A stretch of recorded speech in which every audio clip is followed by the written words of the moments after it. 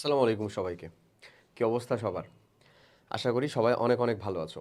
আজকে প্রথম রোজায় কেমন দিনটা গেছে সেই সকল ব্যাপারে ইনশাল্লাহ কথা বলা যেত আসলে, বাট ইনশাল্লাহ ইন্টারেক্টিভ তো আসলে ওরকমভাবে করা সম্ভব না, কারণ আমি অবশ্যই অনেক আগে রেকর্ড করতেছি। বাট ইনশাল্লাহ যেহেতু তুমি এটা প্রথম রোজার ভিতরে ক্লাসটা পাবা, দ্যাটস আমি সেটা নিয়ে অ্যাড্রেস করে দিতে পারছি আসলে। তো আমরা জানি আসলে প্রথম রোজার ভিতরে আমরা অবশ্যই একটু ক্লান্ত ক্লান্ত থাকবো, হোপসো থাকবো। প্রত্যেকটা সময়ই দেখা যাবে ভাইয়া এরকমই কোনো না কোনো ব্যারিয়ার, কোনো না কোনো বিষয় আসবেই জীবনে। আমি রোজাকে মোটেও ব্যারিয়ার বলতেছি না, বাট তুমি দেখবা কখনোই কোনো কিছু 100তে 100 হয় না রে ভাই। অবশ্যই দেখা যায় যে সেখানে আমাদেরকে একটা জায়গার ভিতরে মানে কম ইফোর্টের জায়গায় বেশি ইফোর্ট দিয়ে হলেও, সেখানে বেশি পরিশ্রম করে হলেও আমাদেরকে সেখান থেকে কোপ আপ করতে হয়, সেখান থেকে রেজাল্ট বের করে নিয়ে আসতে হয়। তো যাই হোক, সেরকমই একটা জায়গা হচ্ছে পবিত্র মাহে রমজান মাস। এই রমজান মাসের ভিতরে আমাদের মেইন যে কাজটা থাকবে সেটা নিয়ে অলরেডি আমরা অনেক ভিডিও, অনেক কথাবার্তা বলছি, অনেক পোস্ট টোস্ট নিয়ে কথাবার্তা বলছি। এই জার্নিটাই আমি আলহামদুলিল্লাহ শুরু করছি সৃষ্টিকর্তার নামে তোমাদের সাথে। ইনশাল্লাহ রোজা 1 থেকে রোজা 25 পর্যন্ত আমরা টোটালি অ্যাভেলেবল থাকবো তোমাদের জন্য। এবং তোমরা যদি এই জার্নির সাথে ইনশাল্লাহ সম্পূর্ণভাবে যুক্ত থাকতে পারো, তুমি এইচএসসি প্লাস অ্যাডমিশনের ভিতরে ভালো একটা দখল করে নিতে পারবে আশা করি। সো চলো তাহলে আমরা আর কথা না বাড়িয়ে শুরু করি আমাদের আজকের প্রথম লেকচার। গুণগত রসায়নের উপরে আমরা লেকচারটা কমপ্লিট করব। চলো শুরু করি। ফার্স্ট যে লেকচারটা আমাদের সেটা হচ্ছে গুণগত রসায়নের। এবং প্রত্যেকটা লেকচারের শুরুতেই দেখো ভাই তুমি এরকম একটা কি পাবা আসলে, লেআউট পেয়ে যাবা। এরকম একটা লেআউটটা বলতে দেখো, এখানে দেখা যাচ্ছে টপিক এইচএসসি এক্সাম ইম্পর্টেন্স আর ভার্সিটি এক্সাম ইম্পর্টেন্স, মানে আমার গুণগত রসায়ন অধ্যায়টার ভিতরে যে টপিকগুলো আছে সেগুলো এখানে দেওয়া আছে। 1 থেকে 10টা টপিক আউট করা হয়েছে 10টাকে। তার ভিতরে ইম্পর্টেন্সের লিস্টটা যদি দেখো, তাহলে দেখো যে মূল কণিকা সমূহ আমার এইচএসসিতে এরকম গুরুত্বপূর্ণ না, বাট আমার ভার্সিটি অ্যাডমিশনের থেকেই গুরুত্বপূর্ণ। তার মানে আমাদেরকে পড়তে হবে না? হবে না, অবভিয়াসলি হবে। আইসো সংকরিত জিনিসপত্র এসএসসিতে অতটা গুরুত্বপূর্ণ না, বাট ভার্সিটিতে ঠিকই গুরুত্বপূর্ণ। আবার পারমাণবিক মতবাদের পরমাণু মডেল এইচএসসিতে অনেক গুরুত্বপূর্ণ, কিন্তু এখানে ঠিকই কম গুরুত্বপূর্ণ কিছুটা হলো অ্যাডমিশন টাইমের জন্য। আচ্ছা, এখানে কিছু টপিক দেখি আমরা। এই ধরো আপেক্ষিক ভর, এটা অ্যাডমিশন এইচএসসি দুইটাতেই কম গুরুত্বপূর্ণ আসলে, এটা দেওয়া আছে, আমাদেরকে পড়তে হয় একটু। এখানে যদি আমরা আসি অরবিট, অরবিটাল কোয়ান্টাম সংখ্যা, দুই জায়গাতেই খুব গুরুত্বপূর্ণ। কোয়ান্টাম সংখ্যা তো ভেরি ভেরি ইম্পর্টেন্ট, পড়বো আমরা সব কিছু। ইলেকট্রন বিন্যাস ও নীতি 2 স্টার, ওখানে 3 স্টার, ভার্সিটির জন্য ঠিকই 3 স্টার। দেখো এখানে যা আমরা আজকে পড়তে চলেছি তা তোমার সিলেবাসটা কমপ্লিট হয়ে থাকলে, বা তুমি আমাদের সাথে সিলেবাস শেষে ফিডব্যাক বেসড যে প্রোগ্রামটা ছিল সেটার সাথে যদি যুক্ত থাকো, তাও অনেকাংশেই তোমার কমপ্লিট হয়ে আছে। আমি সেই একই জিনিস ওই ক্লাসের ভিতরে ওটা বলতাম যে তুমি যেহেতু থিওরিতে কলেজ টিচার হোক বা আদার্স অন্য যে কোনো কোথাও কোথাও না কোথাও বা নিজে যদি পড়ে থাকো, আমি তোমার এতটুকু মেকশিওর করতে পারবো যে তুমি ওই জিনিসটাকে নতুনভাবে শিখতেছো এবং আমি যেভাবে শিখাচ্ছি এটাকে তুমি পছন্দ করবা ইনশাল্লাহ। ঠিক আছে, পছন্দ করবা বলে তোমার কাছে এটা সহজ লাগবে এবং তুমি এটাকে আসলে অ্যাডপ্ট করার চেষ্টা করবা বা ইচ্ছা করবা। সো এই ঘটনাটাও এখানেও ঘটবে আশা করি। আচ্ছা, তারপরে দেখো বর্ণালী আর রিডবার্গের সমীকরণ দুই জায়গাতেই গুরুত্বপূর্ণ। তারপরে ইলেকট্রনীয় গতির যে বিভিন্ন রাশি, বেগ নির্ণয়, এগুলা হ্যান ত্যান, এরা দুই জায়গাতেই কম গুরুত্বপূর্ণ। বাট দ্রাব্যতা, এইচএসসি অ্যাডমিশন খুবই গুরুত্বপূর্ণ। এখানে চলে আসে আয়ন শনাক্তকরণ, আমাদের দুই জায়গাতেই খুবই খুবই গুরুত্বপূর্ণ। সো এইটা শুধু কেমিস্ট্রির একটা লেকচারের জন্য না, এটা তোমার ফিজিক্স, কেমিস্ট্রি, ম্যাথ, বায়োলজি 25টা যে লেকচার হবে প্রত্যেকটা চ্যাপ্টারের সামনে এরকম একটা লেআউট পেয়ে যাবা। এবং আমি বলতেছি তুমি এই লেআউটটাকে হচ্ছে একেবারে খুব ভালো মতন ফলো করার চেষ্টা করবা। তুমি এইচএসসির ভিতরেও দেখা যাবে যে একটা সাজেশন বুক পেয়ে যাচ্ছ, তুমি অ্যাডমিশনের জন্য একটা সাজেশন বুক পেয়ে যাচ্ছ। ঠিক আছে, কথা বোঝা গেছে না? সো আমরা এটার ইম্পর্টেন্সটা বুঝতে পারছি তাহলে ভাই। ঠিক আছে, চলো তাহলে আমরা এবার ফার্স্টে আমরা শুরু করি। ওকে, আমরা টপিক ওয়াইজ চলে আসবো পড়তে পড়তে। এবং আমরা এখানে যে কাজটা করছি, আমি পোস্টের মাধ্যমেও বলছিলাম, তোমাদেরকে ভিডিওতেও বলছিলাম যে আমরা এখানে 50-50 রুলস খেলছি। অর্থাৎ 50% ক্লাসের থাকবে হচ্ছে প্রশ্ন, 50টা প্রশ্ন এমন না, 50% থাকবে প্রশ্ন, বাকি 50% থাকবে হচ্ছে তোমাদের জন্য থিওরি। কারণ আমার তোমাকে অ্যাডমিশনের মানে অ্যাডমিশনের মতন আমি যদি তোমাকে কোশ্চেন ব্যাংক সলভ করানো শুরু করি, তুমি টোটালি অ্যাডমিশন ওরিয়েন্টেড হয়ে যাবা। বাট তোমাকে মাথায় রাখতে হবে এইচএসসি নামক যে ব্রিজ আছে বা যে বাধাটা আছে, সেটা পার করতে পার করার আগ পর্যন্তই অ্যাডমিশন নিয়ে স্বপ্ন দেখে খুব বেশি লাভ নাই। হ্যাঁ, সেটা আমাদেরকে আমল নিতে হবে, বাট সেটার জন্য একেবারে টোটালি ধরো ফ্যান্টাসাইজড হয়ে যাওয়ার কোনো প্রয়োজন নাই। কারণ এইচএসসিতে ভালো ফলাফল না করতে পারলে আমার অ্যাডমিশনে অনেক লিমিটেশন চলে আসে, অনেক ড্রব্যাক চলে আসে, অনেক ল্যাকিংস চলে আসে। ক্লিয়ার? সো আমাদের ফার্স্ট প্রায়োরিটি কিন্তু অবশ্যই আমাদের প্রথম যেটা এইচএসসি সেইটাই, প্লাস যে জিনিসটা থাকবে অ্যাডমিশন ওরিয়েন্টেশনটা একটু আমরা নিয়ে আসার চেষ্টা করব। ঠিক আছে, ওকে। সো আশা করি আমার কথাগুলো বোঝা যাচ্ছে ভাই। চলো আমরা তাহলে শুরু করি। ফার্স্ট যে কোশ্চেনটা আমাদেরকে বলতেছে সেটা হচ্ছে পাই মেসন কোণার আধান কত? পাই মেসন কোণার আধান কত? বলতো আমাদের মূল কণিকাগুলো আসলে কয় ধরনের ছিল, কয়টা ছিল? পরমাণুর মূল কণিকা ছিল হচ্ছে 3টা, তাই না? মূল কণিকা 3 প্রকার। একটা ছিল হচ্ছে আমাদের স্থায়ী, অস্থায়ী, কম্পোজিট। স্থায়ী যে কণিকাটা সেটা electron proton neutron, electron proton neutron, ওই রিলেটেড কথাবার্তা আমরা মোটামুটি জানি। প্রত্যেকটার ভর এবং প্রত্যেকটার আধান একটু জেনে রাখতে হয়। আচ্ছা, স্থায়ী অস্থায়ী কণিকাগুলোর ভিতরে সব থেকে বেশি পরিমাণ অস্থায়ী কণিকা রয়েছে, এবং অস্থায়ী কণিকাগুলোর ভিতরে যদি আমি একটু লিখি তাহলে আমি লিখতে পারবো হচ্ছে এই যে ধরো প্রথমে যেটা আছে meson, positron, pion, gluon, graviton, neutrino, antineutrino, neutrino, antineutrino. আচ্ছা, কম্পোজিট কণিকাগুলো আমাদের ভারী কণিকা বলা হয়, এদের অপর নাম ভাইয়া। এই ভারী কণিকাগুলো হচ্ছে দুইটা, তাই না বলো তো? এবং সেই ভারী কণিকা দুইটা কি কি? একটা হচ্ছে আমাদের ডিউটেরন কণিকা, ডিউটেরন কণিকাটা কই থেকে আসে জানো ভাইয়া? ডিউটেরন কণিকাটা হচ্ছে হাইড্রোজেনের যে একটা আইসোটোপ আছে না, প্রোটিয়াম, ডিউটেরিয়াম, ট্রিটিয়াম, ওই যে ডিউটেরিয়াম থেকে ডিউটেরন কণিকাটা আসছে, ডিউটেরন কণা। আর একটা হচ্ছে আমাদের আলফা কণা, আলফা কণা।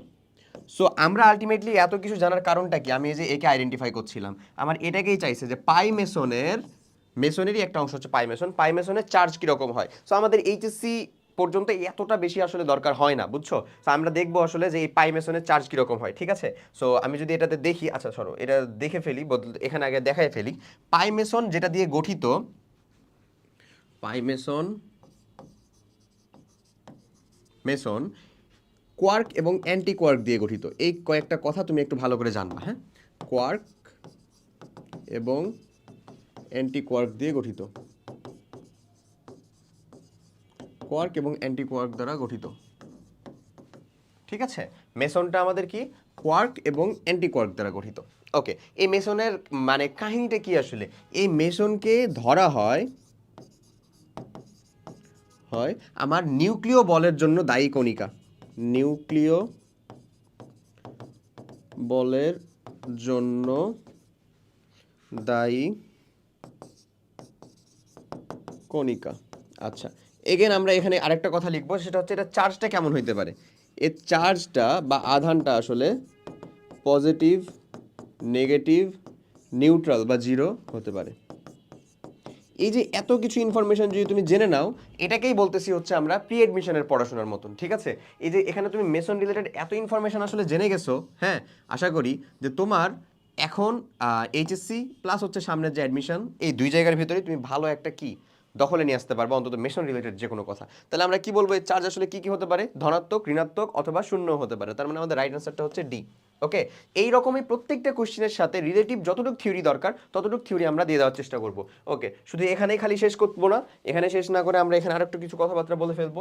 সেটা হচ্ছে নিউক্লিয়ার বিক্রিয়ার জন্য আমাদের কিছু কণিকার বৈশিষ্ট্য পড়াই লাগবে। ফর নিউক্লিয়ার রিয়াকশন, একেবারে বাচ্চা একটা জিনিস, একেবারে ভালো করে শিখে নাও। ফর নিউক্লিয়ার রিয়াকশন বা নিউক্লিয়ার বিক্রিয়াগুলো খুব সহজ, লিটারেলি খুব সহজ। এদেরকে নিউক্লিয়ার বিক্রিয়ার জন্য আমাদেরকে পড়তে হয় কাদের কাদের জানো ভাইয়া? আলফা কোণা, ভর এবং পারমাণবিক সংখ্যা যুক্ত, তার সংকেত লাগবে আমার। প্রোটন কোণা, আলফা কোণা লাগবে আমাদের, প্রোটন লাগবে, আলফা লাগবে আমাদের, প্রোটন লাগবে, আলফা কোণা, প্রোটন কোণা, নিউট্রন আর বিটা কোণা। এই কয়েকটাকে দেখাচ্ছি যেহেতু একবারে দেখিয়ে দিই। আলফা কণাটা কীরকম ভাইয়া? দ্বিধনাত্মক হিলিয়াম নিউক্লিয়াস 2+, এটা হচ্ছে 2, এটা হচ্ছে ভাইয়া 4। ভর সংখ্যা হচ্ছে 4 আর 2 হচ্ছে কি তার পারমাণবিক সংখ্যা। প্রোটন কণাটা কি? হাইড্রোজেন যদি একটা ইলেকট্রনকে দান করে দেয় তাহলে সেটা হয় হচ্ছে প্রোটন কণা। এই যে এরকম থাকবে হচ্ছে প্রোটন কণা। নিউট্রন কণাটা কি? এর কোনো পারমাণবিক সংখ্যা নাই, বাট পারমাণবিক ভর আছে হচ্ছে 1। খুবই খুবই গুরুত্বপূর্ণ। বিটা কোণাটা কি? এটাও এন দিয়ে প্রকাশ করা হয়, এর কোনো পারমাণবিক ভর নাই, বাট এর চার্জ আছে এবং সেটা কত? -1। পারমাণবিক সংখ্যাটা কত এর? -1। ওকে ওকে, এটা কেন পড়াচ্ছি জানো? এখান থেকে একটা ইন্টারেস্টিং ইনফরমেশন শেয়ার করবো তোমাদের সাথে। সেই ইন্টারেস্টিং ইনফরমেশনটা হচ্ছে যে বিটা কোণা রিলেটেড। হ্যাঁ, কেমন ইন্টারেস্টিংটা হচ্ছে এমন, যে বিটারই একটা চাচাতো ভাই আছে যাকে আমরা পজিট্রন বলি নর্মালি। হ্যাঁ, তো দেখো এখন আমার নিউক্লিয়ার বিক্রিয়ার উদাহরণ যখন আসবে আমাদের স্লাইডের ভিতরে তখন তোমাকে আমি আরো ভালো মতন এটা দেখিয়ে দিব। নিউক্লিয়ার বিক্রিয়া খালি এদেরকে দরকার হয়। হ্যাঁ, তারপরে তুমি বাম দিক আর ডান দিকে ভর সংখ্যা এবং পারমাণবিক সংখ্যাটা মিলিয়ে দিবা, তাহলেই হয়েছে। টোটালে মিলতেই হবে, বাম দিকের পারমাণবিক সংখ্যা ভর সংখ্যা ইকুয়ালস টু ডান দিকের পারমাণবিক সংখ্যা ভর সংখ্যা। এবং মিলানোর জন্য তোমার যে এলিমেন্টগুলো তুমি ব্যবহার করতে পারো এটাই, কারণ মধ্যে কোনো না কোনো দিকে তো গ্যাপ থাকবে, ওই গ্যাপের ভিতরে তোমাকে কিছু ইনপুট করতে হবে। এই হচ্ছে কথা, বুঝা গেছে? ওকে, এখন চলে আসো যেটার কথা বলছিলাম, যে বিটা কোণার কথা কেন বললাম। সাপোজ কোথাও থেকে একটা বিটা কোণা বের হয়ে যাচ্ছে, একটা সাপোজ এখানে হচ্ছে আমাদের এক্স একটা এলিমেন্ট,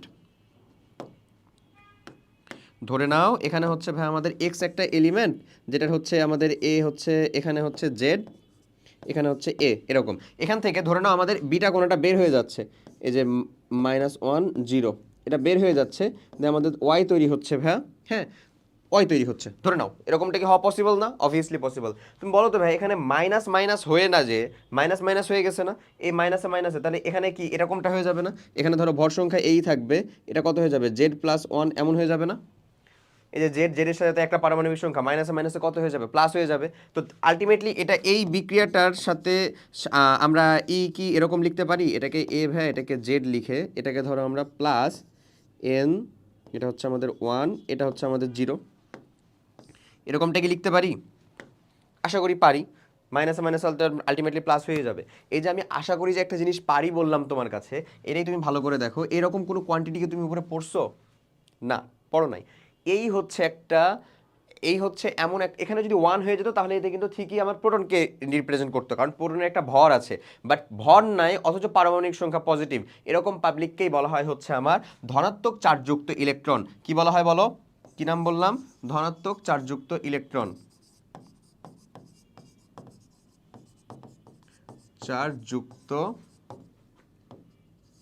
ইলেকট্রন। এই ধনাত্মক চার্জযুক্ত ইলেকট্রনই হচ্ছে আমাদের পজিট্রন।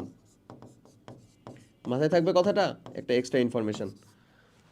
আশা করি বুঝতে পারছো। ঠিক আছে, সো চলো তাহলে আমরা পরের কোশ্চেনে চলে যাই। এখন বলতেছে আলফা, বিটা এবং গামা কোণার চার্জগুলো যথাক্রমে কি? আলফার চার্জ তুমি অলরেডি জেনে গেছো, পজিটিভ, এবং সেটা হচ্ছে 2+।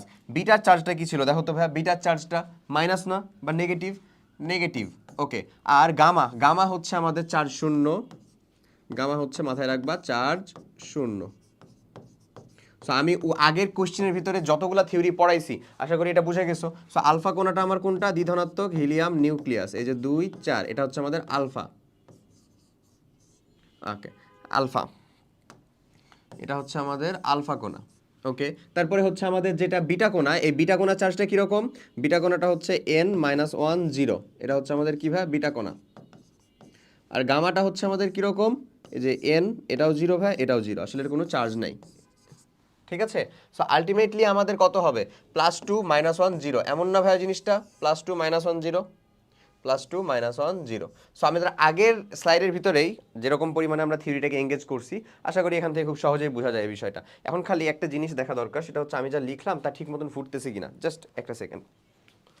হ্যাঁ, আলহামদুলিল্লাহ ঠিকঠাক মতনই বোঝা যাচ্ছে, কোনো প্রবলেম আশা করি নাই। ওকে, আচ্ছা, সো চলো তাহলে পরের অংশটা আমরা শুরু করি। নেক্সট কোশ্চেনটাতে চলো আমরা চলে যাই। নেক্সট কোশ্চেনটা আমাদের বলতেছে হিলিয়ামের প্রথম ও দ্বিতীয় শক্তি স্তরের শক্তি পার্থক্য কত ইলেকট্রন ভোল্ট? আচ্ছা, সো আমরা যখন হাইড্রোজেনের শক্তি EN এটাকে এঙ্গেজ করি বা এটাকে নিয়ে আসি, নিয়ে আসার যে ফর্মুলাগুলা আমি নর্মালি যখন থিওরি ক্লাসটা পড়াই তখন থিওরি ক্লাসের ভিতরে তাদেরকে বলি যে দেখো এই রিলেটেড কোয়েশ্চেনের আসার পরিমাণটা খুব কম থাকে, বাট এখানে মানে এটা ডেরিভেশন বলো বা হচ্ছে এখানকার জিনিসপাতি অনেক বেশি। সো তুমি দুইটা জিনিসকে অন্তত মনে রাখবা, বেগ মনে রাখার দরকার না, একটা হচ্ছে শক্তি, টোটাল শক্তি, মোট শক্তির পরিমাণ মনে রাখবা, আর আরেকটা জিনিসকে মনে রাখবা সেটা হচ্ছে, একটা হচ্ছে শক্তির পরিমাণকে মনে রাখবা, আর আরেকটা জিনিসকে মনে রাখবা সেটা হলো আমাদের EN এর একটা শক্তির হাইড্রোজেনের ক্ষেত্রে, আর আমাদের ব্যাসার্ধ। তো EN এর মানটা আমি তোমাকে দেখাই, আগে ব্যাসার্ধটা দেখিয়ে ফেলি, হ্যাঁ, যেহেতু এটা আমাদের এখানে লাগবে না। আর N এটা কেমন হয় বলো তো? 0.53 অ্যাংস্ট্রম। অ্যাংস্ট্রম মানে কি? ×10 ইন্টু কত হবে আমাদের বলো তো ভাইয়া? n²/z। এটা হচ্ছে যে কোনো একটা বস্তু, যে কোনো একটা কার জন্য, যে কোনো একটা আমাদের মৌলের জন্য যে কোনো কক্ষপথের যে কোনো পারমাণবিক সংখ্যা তার থাকতে পারে। হাইড্রোজেনেরটা স্ট্যান্ডার্ড বের করে নেওয়া হয়, কারণ হাইড্রোজেনের এক এন এর ভ্যালু এক, জেড এর ভ্যালু এক, আলটিমেটলি এটাই থাকে। ওর সাথে যদি আমরা এন ব্যবহার করি তাহলে এরকম। এটা ডেরিভেশন থিওরি ক্লাসের ভিতরে যথেষ্ট করানো। এই ক্লাসগুলোতে তো আমরা নিশ্চয়ই ডেরিভেশন করবো না ভাই, যতটুকু দরকার ততটুকু করবো, বাট এগুলা তো করবো না, বুঝতেছো আশা করি। সো এখানে আমাদের এনটা কি ভাই বলো তো, তম কক্ষপথ। এনটা হচ্ছে আমাদের তম কক্ষপথ, আর জেডটা হচ্ছে আমাদের কিভাবে বলো তো, জেডটা হচ্ছে আমাদের, এনটা হচ্ছে আমাদের তম কক্ষপথ, আর জেডটা হচ্ছে আমাদের পারমাণবিক সংখ্যা,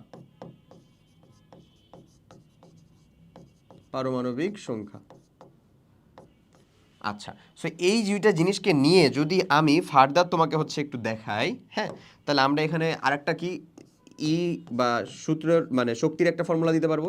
সেটা হচ্ছে -2.18 ইন্টু 10⁻⁻19, হ্যাঁ, এটা হচ্ছে যে জুল, বুঝছো?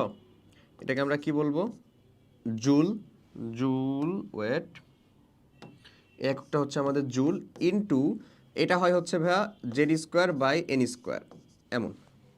এখানে জেডটা উপরে এবং তার উপরে স্কোয়ার আছে, বাই নিচে এন স্কোয়ার, জেড আর এন এর ভ্যালু সেম। এখন এটার আরেকটা মান হয়, সেটা হচ্ছে -13.6 ইলেকট্রন ভোল্ট। মানে এটাকে 1.6 দ্বারা যদি ভাগ করে দাও তাহলে তুমি এটা পাবা, ঠিক আছে? 1.6 দ্বারা যদি ভাগ করে দাও তাহলে তুমি এই জিনিসটা পাবা, ওকে? তাহলে electron volt into same Z square by N square. আচ্ছা, তাহলে বলো তো আমরা আসলে এখানে কোন ফর্মুলাটা অ্যাপ্লাই করব? নিশ্চয়ই এই ফর্মুলাটা অ্যাপ্লাই করব, যেহেতু আমাদের ইলেকট্রন ভোল্ট দিয়ে চাইছে না ভাই, এই ফর্মুলাটা অ্যাপ্লাই করব। চলো তাহলে অ্যাপ্লাই করে ফেলি। এখানে বলছে হিলিয়ামের প্রথম এবং দ্বিতীয় শক্তি স্তরের শক্তি পার্থক্য। সো হিলিয়ামের যদি প্রথম শক্তি স্তরটা ধরি, শক্তি স্তর, একটা জিনিস কিন্তু মাথায় রাখতে হবে, তোমাকে আমি সেরকম ভাবে এখন ট্রেন করবো যে তোমার কাছে ক্যালকুলেটর নাই। আমি জানি তুমি এইচএসসি তে ক্যালকুলেটর পাবা, বাট এটা কিন্তু ভার্সিটির কোশ্চেন, সো ডিউ এর কোশ্চেন, হ্যাঁ, সো ডিউ টাইপেরই কোশ্চেন, ওকে? সো এখানে ক্যালকুলেটর নাই, আমরা এটাই চিন্তা করবো। আমরা ক্যালকুলেটর ছাড়াই ক্যালকুলেশনটার প্রতি এখন থেকেই একটু হলে কি হবো, মানে চিন্তা করবো বা একটু হলো বায়াসড হবো ক্যালকুলেটর ছাড়া ক্যালকুলেশনের, ওকে? তাহলে আমরা এখানে বলতে পারি E1 ইজ ইকুয়ালস টু, আসলে যেহেতু এটা হচ্ছে আমাদের ওই যে -13.6 ধরে নাও, বাই হচ্ছে ইনটু কত হবে বলো তো, জেড স্কোয়ারের মানটা হচ্ছে কত, হিলিয়াম না, হিলিয়াম মানে 2, 2 এর উপরে স্কোয়ার, পারমাণবিক সংখ্যা বাই এন, এটা প্রথম শক্তি স্তর যেহেতু আমরা বলছি, তার মানে 1, ওকে? এগেইন যদি আমরা বলি হচ্ছে E2 দ্বিতীয় শক্তি স্তরের জন্য যাই যদি E2, তাহলে এটা হবে -13.6 ইনটু এটা কত হবে রে আমাদের 2 স্কোয়ার, ঠিক থাকবে, বাই হচ্ছে 2 স্কোয়ার, এমন। সেই দুইটা থেকে আমরা বাদ দিই E2 E1, আমাদের E2 E1, এটা যদি আমরা বাদ দেই তাহলে আমরা ইজিলি বলতে পারি যে ধরো কতটুকু আমার কমন চলে আসে, আসলে পুরোটাই কমন চলে আসে। আমরা 13/6 দেখো -13.6, হ্যাঁ, এটা মাইনাস করলে তো এটা প্লাস হয়ে যায়, একটা তো প্লাস হয়ে যাবে, এটা তো প্লাস হয়ে যাবে, ওকে? 13.6 এটাকে আমরা বাদ দিলাম, হ্যাঁ, -13.6 এটা নিয়ে নিলাম এখান থেকে, ইনটু হচ্ছে আমরা 2 স্কোয়ারটাকেও কমন নিয়ে নিতে পারি না ভাই, 2 স্কোয়ারকে কমন নিয়ে নিলাম, তাহলে আমাদের থাকলো কি আসলে, এখানে থাকে হচ্ছে 1/4, আর এটা হচ্ছে মাইনাস হচ্ছে 1, এমন থাকে। দেখো তো এটা তাহলে ঠিকই হচ্ছে আমাদের, এটা 1/4, তাহলে এখানে একটা মাইনাস দিতে হবে রে, হ্যাঁ, মাইনাস দিয়ে দিলাম, আর এটা আমাদের মাইনাস ইন্টু করলে প্লাস হয়ে গেল, এটাই হয়ে গেছে, ওকে? সো এই যদি ক্যালকুলেশন হয়, চলো আমরা এই ক্যালকুলেশনটা করে ফেলি। এই ক্যালকুলেশনটা যদি কমপ্লিট করি, E2 E1 করেছি, কমপ্লিট করব। এখন এখানে আমাদের কত থাকে ভাইয়া, 13.6 ইন্টু এখানে থাকে দেখো তো 1/4 -1, মানে আলটিমেটলি এখানে কত, 3/4 থাকে না, 4 ইন্টু 3/4, মানে আলটিমেটলি এটাতে কেটে যায়, এটাও মাইনাস, তাহলে দুইটা মাইনাস আসলে প্লাস হয়ে গেল। তাহলে আলটিমেটলি আমি এখানে পেলাম হচ্ছে আমাদের এই দুইটা জিনিস, এই যে 13.6 ইন্টু হচ্ছে 3, ওকে? 13.6 ইন্টু হচ্ছে আমাদের 3, আচ্ছা। সো এই ক্যালকুলেশনটা যদি আমরা করি 13.6 ইন্টু 3, 13.6 ইন্টু 3, এটাকে কি করবা বলো তো, 136 গুণ 3 করে দাও, তাইলেই হয়। 3 তেরো 39, প্লাস হচ্ছে এই যে 0.6কে যদি তুমি 3 দ্বারা গুণ করো 18 না, তার মানে হচ্ছে 1.8 আসলে, এক্স্যাক্টলি এরকম। অথবা তুমি এটা আরেকটা কাজ করতে পারো, সেটা তুমি এমন করতে পারো, 136 গুণ 3 বাই হচ্ছে 10। সো উপরের গুণটা তুমি কি করবে, একেবারে ম্যানুয়াল নিয়মে গুণটা করে ফেলবা, তারপরে হচ্ছে 10 দিয়ে ভাগ করে দিলা, তাও হলো। 10 দিয়ে ভাগ করলে 1 ঘর সামনে আগায় চলে আসবে, এমন না? সেটা যদি গুণ করো তুমি 3 6 18, 8 হাত থাকলো 1, 3 3 9, আর 1 হচ্ছে 10, মানে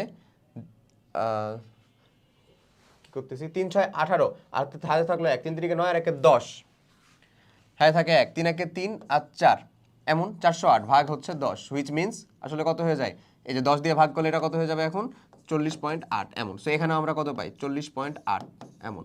এটা কত ইলেকট্রন ভোল্ট। বোঝা যাচ্ছে এই ক্যালকুলেশনটা? তার মানে শেষ। এই ক্যালকুলেশনটা কোথায় আছে? সিতে। তার মানে আমাদের রাইট অ্যান্সার হচ্ছে সি। এই দেখো রাইট অ্যান্সার হচ্ছে আমাদের সি। থিওরিগুলো বুঝতে পারতেছো না? গুড। চলো এবার পরেরটাতে যাই। দেখো কোন দুইটি সমাণু পরস্পর আইসোটোন। ওকে, আমরা থিওরি ক্লাস যখন কমপ্লিট করি তখন এখানে ভালো মতন এগুলো কথাবার্তা কিছু বলি যে আমাদের ধরো প্রোটন সংখ্যা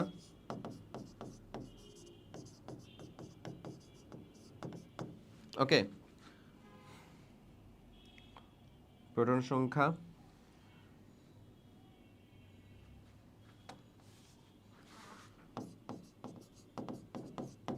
প্রোটন, এটা হচ্ছে ভর, এটা হলো নিউট্রন। প্রোটন সংখ্যা আর ভর সংখ্যা জানা থাকলে আমরা নিউটন সংখ্যাটা বের করতে পারি, এমন না। নিউটন সংখ্যাটা কি ডিরেক্ট কোনো মৌলের গায়ের উপরে দেওয়া থাকে? না। বাট ভর সংখ্যা এবং প্রোটন সংখ্যা কিন্তু ডিরেক্ট গায়ের উপরে দেওয়া থাকে। সেজন্য আমরা এরা দুইজনকে একটু বক্স করে দিচ্ছি, কারণ এরা আমাদের দেয়া থাকে আসলে। ঠিক আছে, আচ্ছা এখন কে কে হয় আসলে? মেইনলি তিনটা হয়। একটা হচ্ছে আইসোটোপ, আইসোটোপ, হ্যাঁ, আইসো বার, আইসোটোন। এই তিনটা হয় হচ্ছে আমাদের মেইনলি। তার ভিতরে আইসোটোপ যেটা, সেটার ভিতরে প্রোটন সংখ্যা সমান, আর বাকি দুইজন আসলে কি হবে বলো তো ভাই? বাকি দুইজন হয়ে যায় ভিন্ন। ভিন্ন যেটা সমান সেটাকে আমরা মানে রাইট দিচ্ছি। আইসোবারের ক্ষেত্রে ভর সংখ্যাটা সমান, বাকি দুইজন হয়ে যায় কি ভিন্ন। আইসোটোনের ক্ষেত্রে নিউটন সংখ্যাটা সমান, বাকি দুইজন কি হয়ে যায় ভাইয়া? ভিন্ন। ঠিক আছে, সো আইসোটোপটা বের করাটা আবার কাইন্ড অফ ইজি। কেন? কারণ আইসোটোপটা একই মৌলের একই পরমাণু, মানে একই মৌলের হবে, মানে একই মৌল হবে, মানে হাইড্রোজেন হাইড্রোজেন হাইড্রোজেনই হবে, কার্বন কার্বনই হবে। ঠিক আছে, আইসোটোপ ছাড়া অন্যান্য সবাই ভিন্ন ভিন্ন মৌলের ভিতরে হবে। যেমন আইসোবার, যাদের ভর সংখ্যা সমান। চলো তো এখান থেকে আইসোবার দেখি। দেখো তো এটার ভর সংখ্যা সমান না? 40 40। আর কোথাও ভর সংখ্যা সমান আছে? আছে, এই যে 14 14। তার মানে এটাও কি আইসোবার, এটাও হচ্ছে আইসোবার, ভর সংখ্যা যেহেতু সমান। ওকে, এখানে আইসোটোপ আছে, এই যে দেখো তো এটা আইসোটোপ সমান না? এখানে লিখে রাখছে সিলিকন, বাট এটা 14 আর 16 দিয়ে রাখছে, সো এটা তো আইসোটোপ হবে না। এই যেটা দেখো, এটা কি আইসোটোপ না? এটা আইসোটোপ। বাট আমার তো দরকার আসলে কি? আমার তো দরকার হচ্ছে আসলে আইসোটোন। সো আইসোটোন মানে কি নিউটন সংখ্যা সমান। চলো আমরা এটার ক্যালকুলেশন করব। দেখো এখানেও আমরা পাই হচ্ছে ভাই 16, এখানেও পাই হচ্ছে আমরা কি আসলে 32। বলো তো এটা কি এস হবে? এস তো হবে না, এস দিয়ে কি হয়? এটা সালফার, তাই না? সো এটা এরকম হবে উদাহরণটা আসলে। হ্যাঁ, সিলিকন 14 ঠিক আছে, বাট সালফারের ক্ষেত্রে এমন হবে। সো রাইট অ্যান্সারটা কি হয়ে যাচ্ছে আমাদের? বি হয়ে যাচ্ছে। বি হয়ে যাচ্ছে না? এছাড়াও এক প্রজাতির পাবলিক চলে আসে মাঝে মধ্যে এক্সামের ভিতরে ভাই, ওটা একটু মাথায় রেখো। সেটা হচ্ছে আমাদের আইসো ইলেকট্রনিক। আইসো ইলেকট্রনিক, ইলেকট্রন বা ইলেকট্রনিক। তার মানে এখানে কি এগুলা কিছুই না, ইলেকট্রন সংখ্যা সমান, তারাই হচ্ছে আইসো ইলেকট্রনিক। ওকে ওকে, ডান। সো আমাদের রাইট আনসারটা দেখে নেই। রাইট আনসার হচ্ছে ভাই বি। ওকে, এরপরটাতে আসো। নাইট্রেট অ্যানায়নে কয়টি ইলেকট্রন রয়েছে? নাইট্রেট অ্যানায়নে টোটাল ইলেকট্রন কত রয়েছে? আচ্ছা, নাইট্রেট আমরা যদি সংকেতটা লিখি, এখানে এই ধরনের দুইটা কোয়েশ্চেন হয়, বুঝছো? সো আমরা মেইনলি যে কাজটা করব সেটা হচ্ছে কোয়েশ্চেনটা পাওয়ার পরে অতি উৎসাহিত হব না। যদি আমাদেরকে বলে নাইট্রেট অ্যানায়নে কয়টি ইলেকট্রন রয়েছে, মানে এখানে টোটাল ইলেকট্রন কাউন্ট করতে হবে। যদি এমন বলতো নাইট্রেট অ্যানায়নের যোজ্যতা ইলেকট্রন কতটুকু বা ভ্যালেন্স ইলেকট্রন কয়টুকু, তার মানে শুধু তাদের সর্ববস্তু শক্তি স্তরে ইলেকট্রন কাউন্ট করতে হইতো। দুইটা আলাদা জিনিস। তো আমরা যদি মোট ইলেকট্রন কাউন্ট করি, মোট ইলেকট্রন কত হবে বলো তো ভাই? মোট ইলেকট্রন আমরা কাউন্ট করি, নাইট্রোজেনের 7টা ইলেকট্রন 7টা প্রোটন, তার মানে 7 প্লাস একটা অক্সিজেনের কত ভাই? 8টা করে ইন্টু 3, 3 8 24। এখন একটা ইলেকট্রন মাইনাস মানে কি গ্রহণ করা না ত্যাগ করা? অবশ্যই গ্রহণ করা, তার মানে +1, মানে আসলে কত? 8 গুণিত 4 মানে হচ্ছে 32, 32টি। তার মানে আমাদের রাইট অ্যান্সার কত হবে এখানে? 32টি। এটাই কিন্তু শেষ। এখন যদি বলতো মোট যোজ্যতা ইলেকট্রন কতটি? যোজ্যতা ইলেকট্রন কতটি, যদি এমন বলতো মোট যোজ্যতা ইলেকট্রন কতটি? আচ্ছা, তাহলে এটা যদি আমরা দেখি মোট যোজ্যতা ইলেকট্রন কতটুকু, তাহলে এটা আমরা কিভাবে উত্তর করতে পারবো দেখবা? আচ্ছা, সো যোজ্যতা ইলেকট্রন বলতে নাইট্রোজেনের সর্ববস্তু শক্তি স্তরে ইলেকট্রন সংখ্যা কয়টা? প্রথম শক্তি স্তরে 2টা, তাহলে পরের শক্তি স্তরে কয়টা? 5টা, 5টা প্লাস অক্সিজেনের কয়টা? 6টা করে এক একটাতে, 3টা প্লাস 1, তার মানে আমাদের কত হচ্ছে? 4 6 24। সো দুইটা কিন্তু আলাদা জিনিস, হ্যাঁ, দুইটাকে আমরা শিখে রাখলাম যে আমরা কোশ্চেন পাওয়ার পরে এই দুইটা জিনিস কিন্তু ভালো করে লক্ষ্য করবো, আমার শুধু ইলেকট্রন চাইছে নাকি যোজ্যতা ইলেকট্রনটা চাইছে, যোজ্যতা ইলেকট্রন যুক্তও কিন্তু কোশ্চেন হয়। সো রাইট আনসারটা এখানে কত হবে? অবভিয়াসলি 32 হবে।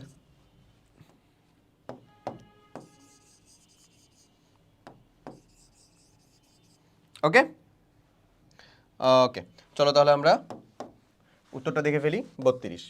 আসো পরের কোশ্চেনটাতে যাই। নিচের কোনটির ক্ষেত্রে বোর তত্ত্ব প্রযোজ্য নয়? আমরা জানি যেটা, সেটা হচ্ছে বোর তত্ত্ব প্রযোজ্য হাইড্রোজেন এবং হাইড্রোজেন সদৃশ মৌলের জন্য। বোর তত্ত্ব দেখছো?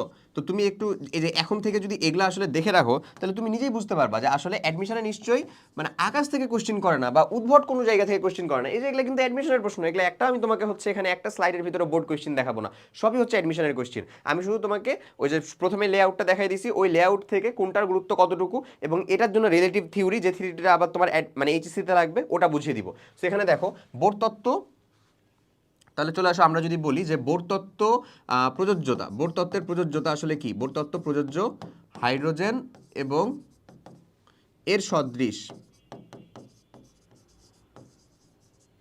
মৌলের জন্য।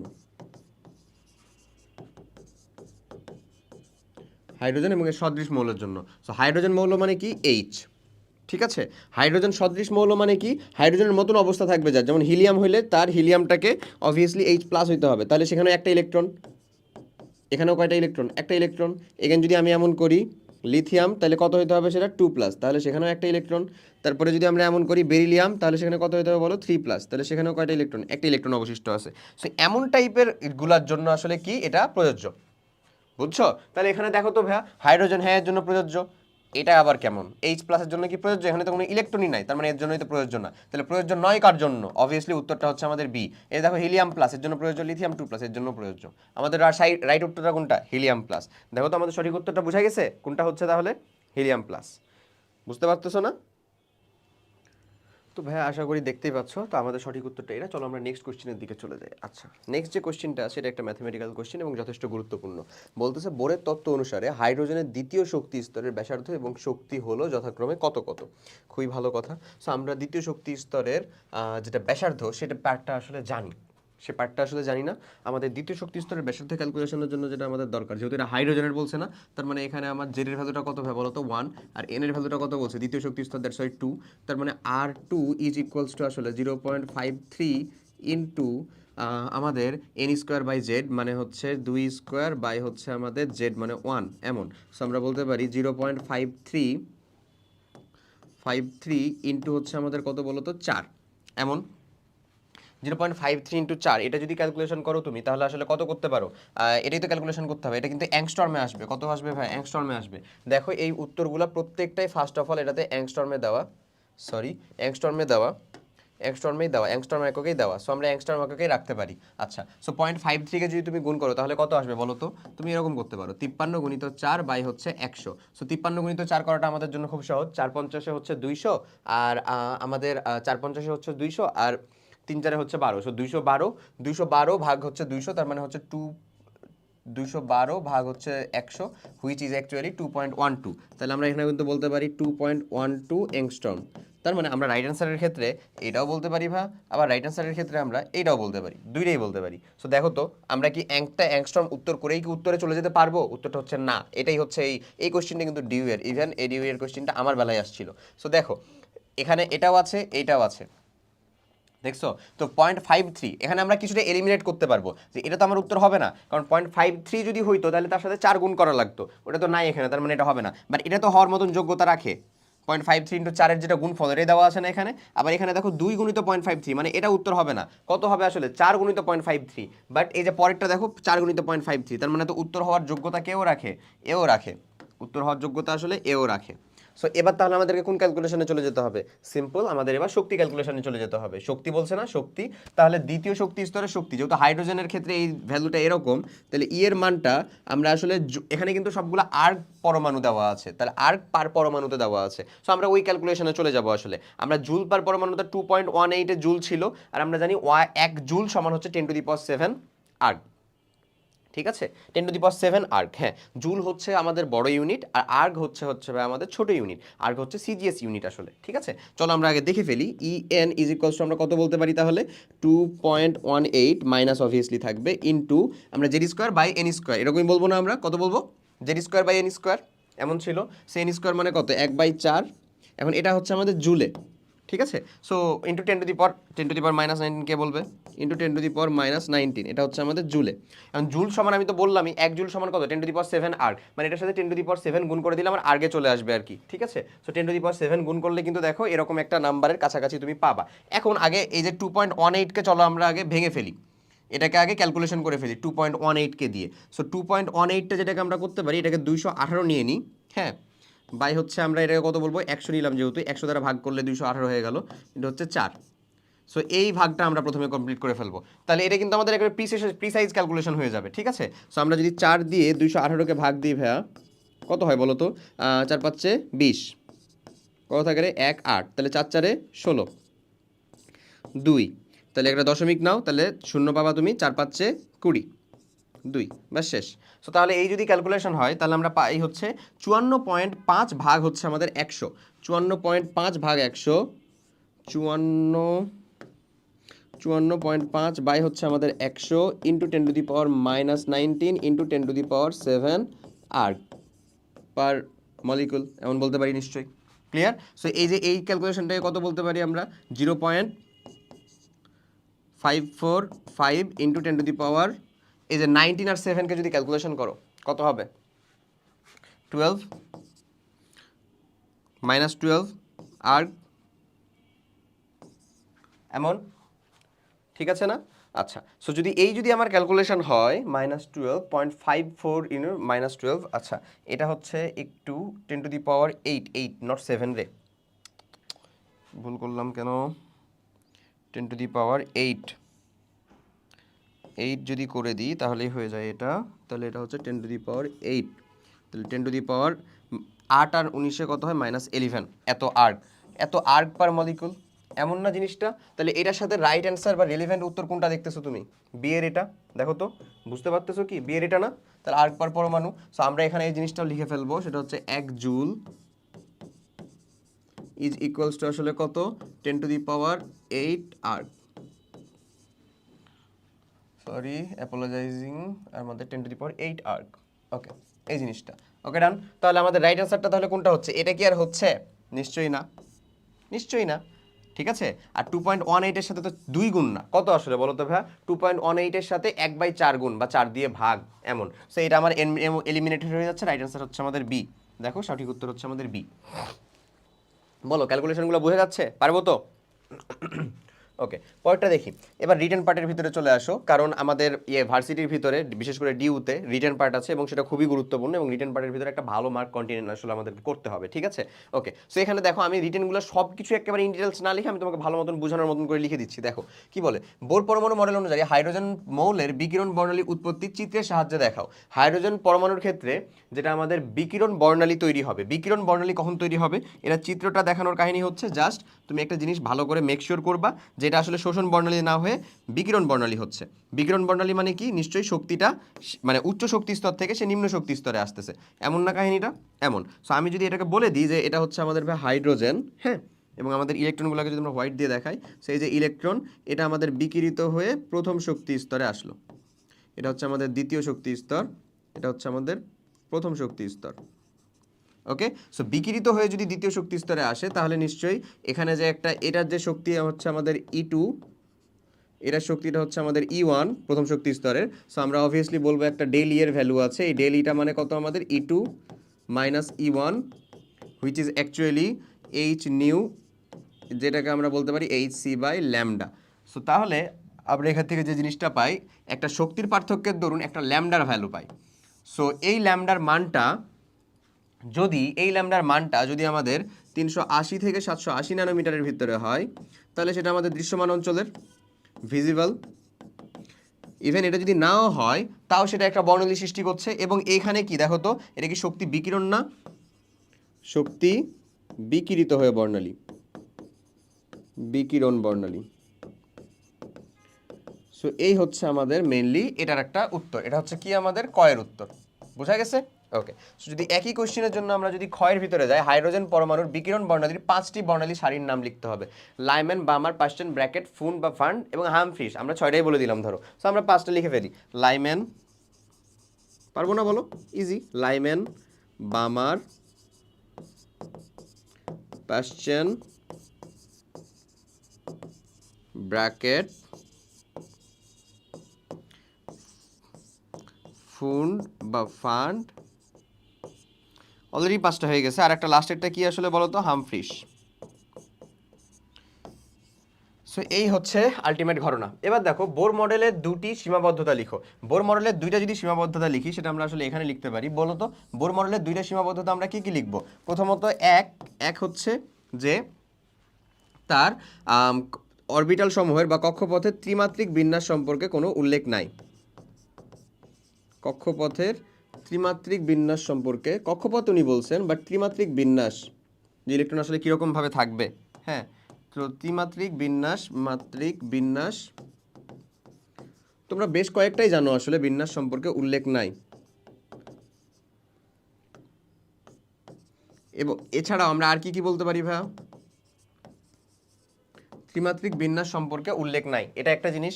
সেকেন্ড একটা জিনিস যেটা তুমি বলতে পারবা সেটা হচ্ছে যে কক্ষপথের ত্রিমাত্রিক বিন্যাস সম্পর্কে উল্লেখ নাই, এটা একটা, 1 নম্বরে বললা। দ্বিতীয় নাম্বারটা হচ্ছে যে হাইজেনবার্গের অনিশ্চয়তার থিওরি অনুযায়ী আসলে কোনো একটা বস্তুর, গতিশীল বস্তুর একই সাথে ভর এবং অবস্থান উল্লেখ করা যায় না, বাট বোর এটা করে দেখাইছে আসলে। সো MVR সমান NH বাই টয়েস পাই, এটা যে করে দেখেছে না, NH by twice pi. So এটার মাধ্যমে কিন্তু তিনি যথেষ্ট সমালোচিত হয়েছে। কেন? কারণ এটা তো কোনো মানে উনি প্রুফ বা প্রমাণ দেখায় যায়নি, বাট হাইজেনবার্গের থিওরিটা তো সত্য, আমরা জানি তার প্রমাণ অনুযায়ী। সো আলটিমেটলি ওটাও বলতে পারো তুমি। আবার বর্ণালী রেখার সূক্ষ্ম বিভাজন সম্পর্কে কোনো ধারণা তিনি দেন নেই। বর্ণালী রেখার মানে জিম্যান আর স্টার্ক প্রভাব যে ব্যাখ্যা করে ওইটা, বর্ণালী রেখার সূক্ষ্ম বিভাজন সম্পর্কে কোনো ধারণা নেই। সম্পর্কে এই যে এই কথাগুলো লিখে দিলেই হয়েছে, সম্পর্কে ধারণা নেই। এছাড়াও তার যে বর্ণালী রেখার ব্যাখ্যা করার থিওরিটা, এটা শুধুমাত্র হাইড্রোজেন এবং হাইড্রোজেন সদৃশ মৌলের জন্য প্রযোজ্য। অন্য কোনো মৌল বা একাধিক ইলেকট্রন যুক্ত সম্পর্কে কোনো মৌল সম্পর্কে, একাধিক ইলেকট্রন যুক্ত কোনো মৌল সম্পর্কে এটা ব্যাখ্যা দিতে পারে না। সো এগুলো হচ্ছে আমাদের সবগুলো ড্রব্যাক। ঘামতেছি কেন ভাই? একটু এসিটা চালু করে নিই, ওয়েট। ঠিক আছে, হ্যাঁ, এবার ডান। ওকে, সো রুম টেম্পারেচার 25°C আমরা দিয়ে দিলাম। ওকে, এটা কিন্তু STP না, রুম টেম্পারেচার। ওকে, সো দেখো দুইটা আমরা লিখে ফেলেছি, দুইটাই লিখতে বলছিল কিন্তু, তাই আমরা আর ফার্দার না লিখি। চলো এবার পরের কোশ্চেনে যাই। সোডিয়াম পরমাণুর ভর কত? সোডিয়াম পরমাণুর ভর চাইছে। সো 1 মোল সোডিয়ামের ভর, বলো তো 1 মোল সোডিয়ামের ভর 23 গ্রাম। 23 গ্রাম না? অবভিয়াসলি। এবং 1 মোল সোডিয়াম মানে আসলে কতটি পরমাণু? 6.023 ইন্টু 10⁻23। এতটি পরমাণুর ভর আসলে কত? 23 গ্রাম। সো তাহলে একটা সোডিয়াম পরমাণুর ভর কত? 23 বাই হচ্ছে আমাদের 6.02 ইন্টু 10⁻23 এমন। সো আমরা যে কাজটা করবো, 23কে ভাই আমরা 6 দ্বারা ডিভাইড করবো এবং 10⁻23 এটা তো উপরে করে দিতে পারি আমরা, এত গ্রাম এমন বলতে পারি। 6.02 এত নেওয়ার দরকার নেই, কারণ ওটা রিলিভেন্ট উত্তর আমরা পেয়ে যাবো। সো 23কে যদি আমরা আসলে 6 দ্বারা ভাগ করি, কত আসবে আমাদের? যদি প্রিসাইজ ক্যালকুলেশন করতে চাই আমরা, সো তাহলে আমরা 3 6 18 করবো। এখানে থাকবে হচ্ছে 5, একটা দশমিক নাও, তাহলে এটা দশমিক নিয়ে চলে আসলে এখানে পেয়ে যাবে একটা 0। তো 6 8 48 পাবা তুমি, তারপরে এখানে 2, এবার এখানে আবার একটা 0 নাও, তো আবার একটা 0 নিলে 18 পাবা, তাহলে আবার 2, এভাবে তাহলে চলতে থাকবে। তাহলে 3 6 18, এভাবে 3 3 3 3 চলতে থাকবে। তাহলে 3.63 থেকে একটু ছোট হবে তোমার ভ্যালুটা, কারণ এখানে 6.02 ছিল, শুধু 6 ছিল না, তাই না? সো আমরা এটাই তো বলতে পারি আপাতত যে হচ্ছে এটা কত, 3.63 ইন্টু 10⁻23 এত গ্রাম, বা এর কাছাকাছি যে উত্তরটা আছে সেটা দেখো তো, এটা হচ্ছে 3.82। তারপরে রাইট অ্যান্সারটা হচ্ছে আমাদের কত? এই যে 3.82 এত গ্রাম। সো দেখো আমাদের রাইট অ্যান্সারটা হচ্ছে এক্স্যাক্টলি এইটাই। বুঝা গেছে জিনিসটা? পারবো না? ওকে, পরের কোশ্চেন দেখি। এই যে কোয়ান্টাম সংখ্যা রিলেটেড কোশ্চেন এবং গুরুত্বপূর্ণ কোশ্চেনগুলা। সো চলো দেখি কি বলে। স্ক্যান্ডিয়াম মৌলে 3d1 ইলেকট্রনটির জন্য কোয়ান্টাম সংখ্যার সম্ভাব্য সেট কোনটি? একেবারে স্পেসিফিক দেওয়াই আছে যেহেতু আমাদের 3d1, তাই আমরা কোয়ান্টাম সংখ্যার এখানে খুব ডিপ অবধি যাব না, বাট যে কথাগুলো আমাদের বলা দরকার সেগুলো বলে দিব। 3d1, ওকে। সো সো আমরা জানি এখানে আমাদের n এর মানটা কত হচ্ছে, প্রধান কোয়ান্টাম সংখ্যার মান 3, l এর মান বা সহকারী কোয়ান্টাম সংখ্যার মান যেটা আমার, সেটা d এর জন্য আসলে কত হয় 2, এটা তো আমাদের ফিক্সড। চলো 3 আর 2 ফিক্সড কোথায়, 3 আর 2 মানে এটা হওয়ার সম্ভাবনা, এটা হবে না, এটা বাদ, এটাও হবে না, এটাও হবে না, যা উত্তর তো আমার এ হয়েই গেল রে, আর তো দরকারই নাই মনে হচ্ছে। দেখছো, একটা দুইটা মিলিয়েই তো আমার উত্তর চলে আসছে। এগুলো কি হবে, এগুলো কি হইতে পারে? নিশ্চয়ই না। কি দিয়ে বাদ দিতেছিলাম, এই যে এল এর মান, ডি এর জন্য আমার এল এর মান কত রে, 2 হবে না, ফিক্সড 2। আচ্ছা, এল এর মান যদি 2 হয়ে যায় তাহলে আমার এম এর মানটা কত হতে পারে বলো তো ভাইয়া? -2, -1, 0, 1, 2, যে কোনো একটা হতে পারে। আর এস এর মান তো অ্যাজ অলওয়েজ ফিক্সড, আইদার +½ হবে অথবা -½ হবে। এই সো আমার আলটিমেট এখান থেকে ক্যালকুলেশনের কাহিনী কি, এতটুকুই। বুঝছে জিনিসটা? ক্লিয়ার? এই তাহলে আমাদের রাইট অ্যান্সার হচ্ছে ভাই এ, রাইট অ্যান্সার হচ্ছে এ। ওকে, চলো পরের কোশ্চেনটাতে যাই। নেক্সট কোশ্চেনটা বলতেছে কোন অরবিটালটি অসম্ভব, কোন অরবিটালটা অসম্ভব। তো আমরা জানি যে আসলে এন এর মানটা হয় হচ্ছে আমাদের জি 1 থেকে শুরু হবে, 1, 2, 3 এরকমভাবে যাবে। এল এর মানটা আমাদের কত হয় বলো তো, n-1 অবধি হয়,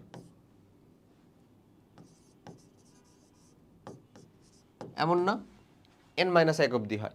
সো আমাদের 1 এর ভিতরে এস হয়, পি শুরু হয় 2 থেকে, 3 ডি থেকে শুরু হয় 3, 4 থেকে শুরু হয় হচ্ছে আমাদের কত, এফ।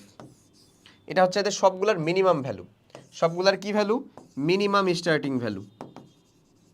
তুমি মিলাই নাও, এস এর জন্য পি এর মানটা মানে এস এর, এই যে এন এর মান কত 1, তাহলে এস এর মানটা কত হবে, অবশ্যই 1 - 0 মানে কত, 0। এখানে 2, 2 মানে তাহলে পি এর জন্য মানটা কত, 1, n-1।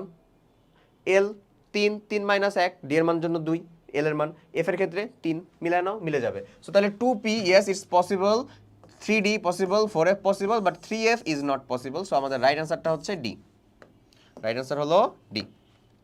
ওকে, আউটবাউন্ড নীতি অনুসারে নিচের কোন শক্তিক্রমটি সঠিক, কোন শক্তিক্রমটা হচ্ছে সঠিক। শক্তিক্রমের ক্ষেত্রে আমরা সঠিক বলতে নিম্ন স্তর,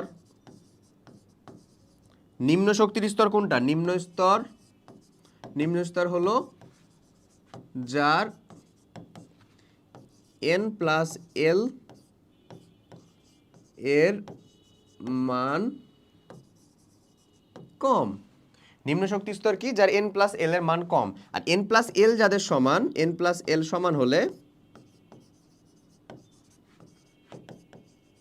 যার n কম। এই দুইটাই হচ্ছে আমাদের সেই শক্তির ক্রম নির্ণয়ের জন্য আমাদের আদর্শ দুইটা ফর্মুলা।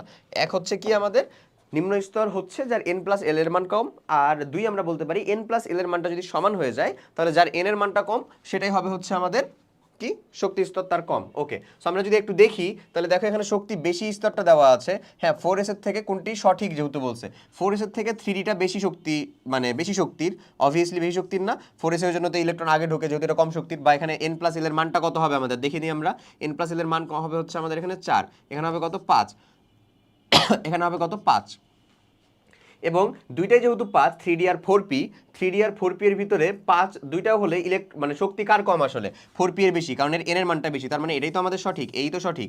দেখি এটা কি সঠিক না, এই যে এই দুইটাতেই ভুল আছে।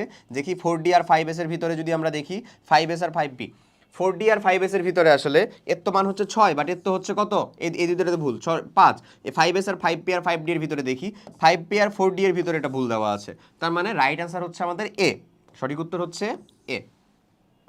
ওকে, পরেরটা দেখি, অরবিটালের আকার কোন কোয়ান্টাম সংখ্যার সাথে জড়িত। আকার, অরবিটালের আকার, আকারটা হচ্ছে আমাদের প্রধান কোয়ান্টাম সংখ্যা। আকারটা আমাদের সরি মানে আকার যেটা অরবিটালের,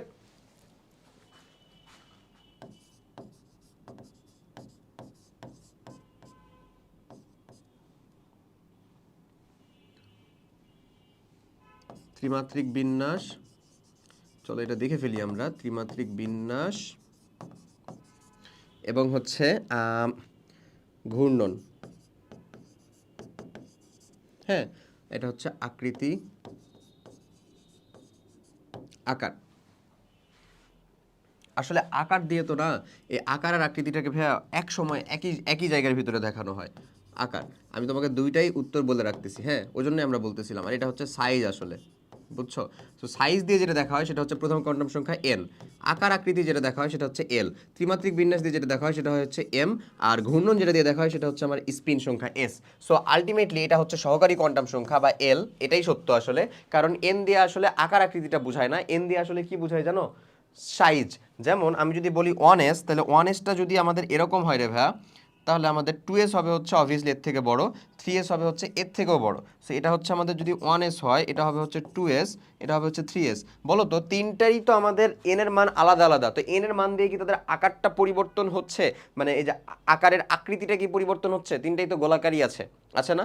সাইজটা পরিবর্তন হচ্ছে, সাইজটা পরিবর্তন হয়ে যাচ্ছে। তো সেই অনুযায়ী সর্বাত্মক সঠিক উত্তর অবশ্যই আকারের জন্য আসা উচিত হচ্ছে প্রধান কোয়ান্টাম সংখ্যা। বাট দেখা গেছে যে মানে হাজারি স্যারের বই সহ এটা উল্লেখ করা থাকে যে আমাকে এটা সহকারী কোয়ান্টাম সংখ্যায় দিয়ে রাখতে হবে। ঠিক আছে, ওটা দিয়ে খালি সাইজ বোঝাচ্ছে, দেখো এন পরিবর্তন হচ্ছে, সাইজ পরিবর্তন হচ্ছে। ঠিক আছে, এমন। ওকে, সো আমাদের এটা সহকারী। ওকে, এরপরে দেখো কোন অরবিটালের ইলেকট্রনের ঘনত্ব সর্বাধিক? ইলেকট্রনের ঘনত্ব সর্বাধিক হবে কোথায়? যার আকারটা সব থেকে ছোট। চিন্তা করো তো, যদি আমরা চিন্তা করি 1s2, 2s2, 2p6, 3s2, 3p6, এরকমভাবেই তো আমাদের চলতে থাকে, তাই না? 3p6, 4s2, 3d10, 4s2, 3d10, অনেক দূর পর্যন্তই লিখলাম মনে করো। সো দেখো এখানে সব থেকে আকার ছোট কোনটা আমার? এটা না, 1s2। তার মানে সব থেকে আকার যদি যেখানে ছোট হবে সেটারই নিশ্চয়ই ঘনত্বটা বেশি হবে, কারণ ঘনত্ব ইজ ইকুয়ালস টু কি? অবভিয়াসলি হচ্ছে ইলেকট্রন সংখ্যা বাই কি তার সাইজ, ইলেকট্রন সংখ্যা বাই তার সাইজ। সো এখানে যদি আমরা লক্ষ্য করি তাহলে এর ভিতরে সব থেকে ছোট কোনটা? 1s, রাইট আনসার আমার কোনটা হবে? 1s, রাইট আনসার হচ্ছে 1s। দেখতেছো? ওকে, পরেরটা দেখি আসো। টেক্সট কোয়ান্টাম বলতেছে চৌম্বকীয় কোয়ান্টাম সংখ্যা কি নির্দেশ করে? অলরেডি বলে দিছি কি নির্দেশ করে। অরবিটালের ত্রিমাত্রিক বিন্যাস বা অরবিটালের ত্রিমাত্রিক দিক। দিক মানেই তো হচ্ছে সেই বিন্যাসটা, তাই না? দিক মানে কি আমার সেই বিন্যাসটা। তার মানে রাইট অ্যান্সারটা কোনটা? অরবিটালের ত্রিমাত্রিক দিক বা ত্রিমাত্রিক বিন্যাস, এটা নিয়ে অলরেডি আমরা বলে ফেলছি। ওকে, হুন্ডের নীতি অনুযায়ী কোন নিয়মের ইলেকট্রন বিন্যাসটা হচ্ছে সঠিক আছে?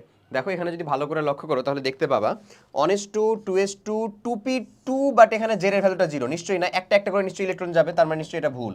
আচ্ছা, তারপর 1s2, 2s2, 2px এ নাই, 2py, 2pz এ আবার দুইটা, তার মানে এটাও ভুল নিশ্চয়ই। আচ্ছা, 1s2, 2s2, 2px1, 2py2, 2pz এর ভিতরে এটাও নাই। এখানে দুইটা কেন আগে যাবে? আগে অবশ্যই সর্বাধিক অযুগ্ম ইলেকট্রন যাবে, এটাই তো হুন্ডের নিয়ম ছিল। তার মানে একমাত্র সঠিক উত্তর হচ্ছে ডি। এবং এটা আসলে কার ইলেকট্রন বিন্যাস বোঝাচ্ছে? নাইট্রোজেনের। সঠিক উত্তর হচ্ছে ভাইয়া ডি। এসো, নিচের কোন মৌলের পরমাণুতে একই মুখী স্পিনের সর্বাধিক বিজোড় ইলেকট্রন বিদ্যমান? একই মুখী স্পিনের সর্বাধিক বিজোড় ইলেকট্রন বিদ্যমান, এই যে মাত্রই দেখলাম না, দেখো তো এখানে যারা আছে সবাই কিন্তু দ্বিতীয় শক্তি স্তর পর্যন্তই, দ্বিতীয় শক্তি স্তর পর্যন্ত, নাইট্রোজেন, অক্সিজেন, ফ্লোরিন, কার্বন। তো এখানে দেখো নাইট্রোজেনকেই আমরা দেখছিলাম না ভাইয়া, এই যে নাইট্রোজেনকেই দেখছিলাম না সর্বাধিক একমুখী। কেমনে একমুখী? নাইট্রোজেনের ইলেকট্রন বিন্যাসটা যদি আমি করি 7, 1s2, 2s2, 2p3। সো আমরা যদি 2p3টাকে একটু দেখি ভাইয়া কি পাই আসলে, এমন এমন এখানে ইলেকট্রন তিনটাকে যদি আমরা লক্ষ্য করি দেখতে পাবো হচ্ছে 1, 2, 3। তাহলে এটা দেখো সর্বাধিক বিজোড়, কারণ 2pতে তো তিনটার বেশি তো আর থাকতে পারে না, এবং একমুখী একই দিকে স্পিন যুক্ত, একই দিকে স্পিনের সর্বাধিক সংখ্যক বিজোড় না, কোনটা হবে তাহলে আমাদের? Nitrogen, nitrogen. ওকে, কোন পরমাণুগুলো সর্ববহিষ্ঠ শক্তি স্তরে একই সংখ্যক ইলেকট্রন বিদ্যমান? একই সর্ববহিষ্ঠ শক্তি স্তরে কিন্তু একই সংখ্যক ইলেকট্রন বিদ্যমান। এই দেখো লিথিয়াম এবং কপার, এটাই সঠিক উত্তর চলে আসবে। হিলিয়াম এবং কার্বন, চলো এটা কেন না দেখি। হিলিয়ামের ইলেকট্রন বিন্যাস যদি তুমি করি, আমি পরে উত্তরটাতে যাচ্ছি, আগে হিলিয়ামেরটা দেখো। আচ্ছা দেখে নাও, একে একে করি। তো লিথিয়ামে যদি দেখি তাহলে 1s2, 2s2, 2p, sorry 1s2, 2s1, 1s2, 2s1, এটা হচ্ছে লিথিয়ামেরটা।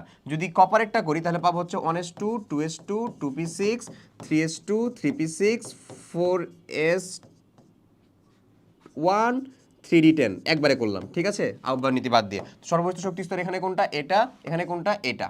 ওকে, হিলিয়ামেরটা যদি করি আমরা 1s2, 2s2, কার্বনের যদি করি 1s2, 2s2, 2p2। তো এখানে দেখো তো ভাইয়ের কি সর্ববহিষ্ঠ শক্তি স্তর আসলে কি? এটা না, তার মানে এখানে কয়টা আছে আসলে? 4টা আছে। এখানে কয়টা আছে? 2টা আছে। আলাদা না? অবভিয়াসলি আলাদা। কার্বন আর ম্যাগনেসিয়ামে যদি করি, ম্যাগনেসিয়ামে আমরা হিলিয়াম যেহেতু মানে এই ম্যাগনেসিয়ামটা যদি আমরা করতাম তাহলে কত পাবো? 1s2, 2s2, 2p6 3s2। দেখো এটা সর্বোচ্চ 2টা, বাট কার্বনে কয়টা আছে? 4টা আছে, তার মানে তার সাথেও কি মিলবে? মিলবে না। অক্সিজেন আর নাইট্রোজেনের যদি করি, নাইট্রোজেনের তো দেখলাই আমরা যে 1s2 2s2 2p3, এটা নাইট্রোজেন, 1s2 2s2 2p4, এটা হচ্ছে অক্সিজেন। মিলতেছে? এটাও তো সর্বোচ্চ শক্তি স্তর না, এই যে এটা আর এটা মিলতেছে না, তার মানে একমাত্র মিলতেছে কোথায়? এই যে কপারে এবং লিথিয়ামে। রাইট না স্যার? লিথিয়াম এবং কপার। হুন্ডের নিয়মটা আমরা লিখবো, নিয়ম প্রয়োগ করে নাইট্রোজেন সালফার ফেরামের ইলেকট্রন বিন্যাসগুলো দেখাবো। হুন্ডের নিয়মটা আসলে কি ছিল? হুন্ডের নিয়মটা ছিল এইটাই যে যে হুন্ডের নিয়ম যেটা ছিল সেটা কি ছিল ভাই বলো তো? আমাদের অরবিটাল সমূহে মোলের অরবিটাল সমূহে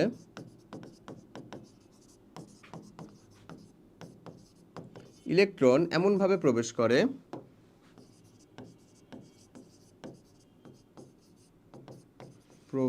করে যেন সর্বাধিক অযুগ্ম অবস্থায় থাকতে পারে। অযুগ্ম অবস্থায় থাকতে পারে, এই ছিল হচ্ছে মেন তার কাহিনী। সো এইটা অনুযায়ী যদি আমরা এটাকে প্রয়োগ করতে যাই, তাহলে আমাদের এখানে রাইট অ্যান্সারটা, মানে এটা তার নিয়মটা হয়ে গেল। এবার বলতেছে আমার নাইট্রোজেন সালফার এবং ফেরামের। সো নাইট্রোজেনেরটা কত ভাই? 7, 1s2 2s2 2p3। শেষ। হুন্ডের নিয়ম প্রয়োগ করে যেহেতু বলতেছে, তাহলে তুমি এক কাজটা করতে পারো খালি, যে এটাকে 2px1 2py1 2pz1 দেখাই দিতে পারো। ঠিক আছে, এমনি রাখলেও হবে। তারপরে কি আছে? সালফার কত ভাই আমাদের? 16। So 1s2 2s2 2p6 3s2 3p4 এমন। এটাতে 3p4, তার মানে 3px2 3py1 3pz1 এরকম। তারপরে আছে কি? ফেরামটা হচ্ছে কত রে আমাদের? 26। So 1s2 2s2 2p6 3s2 3p6 4s2 3d6। এই যে শেষ, 3d6টাকে ব্যাখ্যা করে দিলাম। ক্লিয়ার? এই হয়ে যাবে হচ্ছে আমার ইন টোটাল তাদের বিন্যাস। পারা যাবে না? ওকে, ক্লিয়ার? ঠিক আছে। এই এই যে এখানে যে ইলেকট্রন বিন্যাসগুলো করলাম, চাইলে তুমি এটা এরকম ভাবেও রাখতে পারো, চাইলে ডি অরবিটালটাকে এক্সপ্যান্ড করেও দেখাতে পারো। আশা করি আচ্ছা, তো চলো ভাইয়া, তাহলে আমরা পরের কোশ্চেনে চলে যাই। রিটেন পার্টটা আশা করি বুঝছি। নেক্সটটা দেখো কি বলে।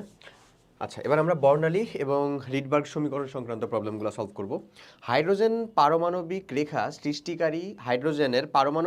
সৃষ্টিকারী চতুর্থ শক্তি স্তর থেকে আগত ইলেকট্রনের বিকিরিত শক্তির তরঙ্গ সংখ্যা কত? হুইচ মিনস নিউ বার লাগবে আমাদের, তরঙ্গ সংখ্যা যেহেতু। এবং কত শক্তি স্তর থেকে আগত? চতুর্থ, মানে n2 এর ভ্যালুটা হচ্ছে 4, এবং যেহেতু পারমাণবিক রেখা সৃষ্টিকারী বলছে না, তার মানে হচ্ছে n1 এর ভ্যালুটা হচ্ছে 1। এটা মাথায় রাখবা। যদি আমাদের এরকম বলে পারমাণবিক রেখা সৃষ্টিকারী, তাহলে n1 এর ভ্যালুটা কত হয়ে যাবে আমাদের? 1 হয়ে যাবে। চার্জ আছে কিনা দেখতেছি, বুঝছো? আছে, চলবে আলহামদুলিল্লাহ কিছুক্ষণ। ওকে, সো হাইড্রোজেনের পারমাণবিক রেখা সৃষ্টিকারী চতুর্থ শক্তি স্তর থেকে আগত ইলেকট্রনের বিকিরিত শক্তির তরঙ্গ সংখ্যা কত হবে? যেখানে RH এর মান আমাকে দেওয়া আছে। সো আমরা জানি nu bar is equals to Rydberg ধ্রুবক RH 1 minus n1 square 1 minus 1 by n2 square. এই তো আমাদের ক্যালকুলেশন। সো n1 n2 এর ভ্যালু দেওয়া আছে, আর h এর মানও দেওয়া আছে 10.97 ইন্টু 10 টু দি পাওয়ার 6, বা এটাকে আমরা 109678 সেন্টিমিটার ইনভার্সও বলতে পারি। ওকে, তারপরে আমাদের কত দেওয়া? এখানে দেওয়া আছে 1/2 স্কোয়ার মাইনাস, মানে 1/4 মাইনাস হচ্ছে 1/2 স্কোয়ার। কেন হবে রে ভাই? 1 হচ্ছে আমাদের 1 স্কোয়ার মাইনাস হচ্ছে কত আমাদের? 1/16। এমন না ক্যালকুলেশনটা? সো আমাদের কত হবে? 10.97 into 10 to the power 6 into, এখানে আসলে কত থাকে ভাই ক্যালকুলেশন করলে? 1 মাইনাস 1/16 মানে কত আসলে? 15/16। কি হবে সেটা? Metre inverse. 15/16 metre inverse. এবং তুমি একটা জিনিস বলো তো আমাকে, এই ক্যালকুলেশন করার কি আমার খুব বেশি জরুরি আছে, প্রয়োজন আছে? দেখো তো ইনফরমেশনগুলো কীরকম দেওয়া, মানে খুব কাছাকাছি দেওয়া না। এখন একটা পয়েন্ট অফ ভিউ ভালো করে বুঝো, সেটা হচ্ছে বলো তো, এই নাম্বারটা, এই নাম্বারটা আসলে 1-এর থেকে ছোট নাকি বড়?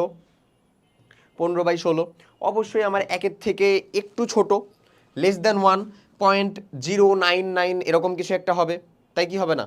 অবভিয়াসলি হবে। সো যদি তাই হয়, তাহলে ওটার সাথে যদি আমি এটাকে গুণ করি, তাহলে অ্যাবাউট টু এর কাছাকাছি থাকা কোনো নাম্বারই কি হবে না? বুঝতেছো না? এর কাছাকাছি থাকা কোনো নাম্বারই কি হবে না? তার মানে 10 পয়েন্ট যে নাম্বারটা হবে সেটা এখানে দেওয়াই আছে, 10.2828 সবগুলাতে। 10.28 ইন্টু 10 টু দি পাওয়ার কত হবে? 6 মিটার। আমরা ডিরেক্ট মিটার ইনভার্স, মানে এটা ডিরেক্ট কোনো প্রকার জিনিসপাতি ছাড়া ক্যালকুলেশন করে ফেললাম। দেখো এটা 5, এটা হবে না, এটা কত 10⁻6 মিটার ইনভার্স, এটা হচ্ছে 10⁻6, -6 কি না শুধু 6, তার মানে এটাও হবে না। হবে কোনটা আসলে? হবে হচ্ছে আমাদের ভাই এই যে মাঝেরটা, এইটা। তার মানে রাইট অ্যান্সারটা হচ্ছে আমাদের সি। ওকে, চলো পরেরটা দেখি। শিখা পরীক্ষায় ব্যবহার করা হয় কি? শিখা পরীক্ষায় তিনটা জিনিস খুব গুরুত্বপূর্ণভাবে ব্যবহার করা হয়। এক, হাই টেম্পারেচারের জন্য অনুজ্জ্বল শিখা ব্যবহার করা হয়। উজ্জ্বল শিখা কিন্তু না, আমরা জানি উজ্জ্বল শিখার আমার কি আসলে কম, টেম্পারেচার কম। অনুজ্জ্বল শিখার টেম্পারেচার কি আমাদের বেশি, মাথায় রাখতে হবে। হ্যাঁ, সো অনুজ্জ্বল শিখার কেন ব্যবহার করা হয়? অনুজ্জ্বল শিখা, অনুজ্জ্বল শিখার কি শিখা বানান লিখলাম রে বাবা। অনুজ্জ্বল শিখার আমার কি তাপমাত্রা বেশি, আসলে টেম্পারেচার বেশি, দ্যাটস ওয়াই এটা ব্যবহার করা হয়। গাঢ় HCl কেন ব্যবহার করা হয়? যদি কোনো অপদ্রব্য থাকে সেটাকে দ্রবীভূত করে দিতে, গাঢ় HCl। বা আমরা যেই ধাতুটাকে নিলাম সেটাকে আসলে HCl এর ভিতরে কি করতে চাচ্ছি, মানে HCl দিয়ে ক্লোরিনের যৌগ বানাতে, এটা উদ্বায়ী যৌগ বানাতে। তারপরে প্লাটিনাম তার, এই প্লাটিনাম তারে আমরা যাকে পরীক্ষা করব তাকে নেই, এবং প্লাটিনাম তার যথেষ্ট, প্লাটিনাম ধাতুটা কিন্তু আমাদের যথেষ্ট একটা নিষ্ক্রিয় ধাতু, তাই এত টেম্পারেচার দেওয়ার পরেও এই ধাতুর মধ্যে কোনো পরিবর্তন ঘটে না। প্লাটিনাম তার, সো এই তিনটা জিনিসই তো দেওয়া আছে এবং এই তিনটা জিনিসই দরকার হয় আমাদের। সো রাইট আনসারটা আমাদের কোনটা হবে বলো তো? 1 2 3, 1 2 3। ওকে, কোয়ান্টাম শক্তি বিকিরিত শক্তির কম্পাঙ্কের সাথে কিভাবে সম্পর্কিত? কোয়ান্টাম শক্তি E বা del E is equals to H nu is equals to H C by lambda is equals to, আমরা কি বলতে পারি, H C nu bar. So এখান থেকে আমরা যেই সম্পর্কটা পাই সেটা হচ্ছে এই যে শক্তি E, এটা আসলে আমার কার সাথে সম্পর্কিত? নিউ এর সাথে বা কম্পাঙ্কের সাথে সমানুপাতিক, কম্পাঙ্কের সাথে সমানুপাতিক, নিউ বার বা তরঙ্গ সংখ্যার সাথে সমানুপাতিক, সাথে সাথে আমাদের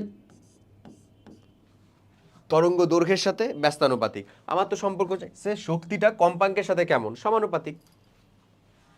এই যে এই পার্টটুকু না সমানুপাতিক, এই পার্টটুকু না সমানুপাতিক। রাইট অ্যান্সার কি? সমানুপাতিক, সমানুপাতিক। চলো পরেরটা দেখি। কমলা আলোর তরঙ্গ দৈর্ঘ্য সীমা কত? বেনি আসহ কলা, ভিবগিয়র, বে নি আ স হ ক লা, সেই 380 থেকে কত আমার? 380 থেকে 780 ন্যানোমিটার। এটা আমি 2-3 বার আসলে এরকমভাবে মনে রাখতাম ভাই, আসলে মনে রাখা মানে মনে রাখতাম হয়ে যেত মনে, ঠিক আছে। সো বেনি আসহ কলাকে যদি তুমি মনে রাখতে চাও, বেগুনি যেটা শুরুর একেবারে, এটা কত হয়? 380 থেকে শুরুরটা না 424, 424, এটা কিন্তু সবগুলোই ন্যানোমিটার। ওকে, আমি উপরে ন্যানোমিটার লিখে দিই যেন আমাকে ফার্দার বারবার না লেখা লাগে। নীল, নীল কত? 424 থেকে 450। আসমানি, বেনি আ শো হো কলা, আসমানি হচ্ছে আমাদের 450 থেকে 500 ন্যানোমিটার। সবুজ সব থেকে বেশি, মাথায় রাখবা, 500 থেকে 575। হলুদ সব থেকে কম, 575 থেকে 590, মাত্র 15। কমলা 590 থেকে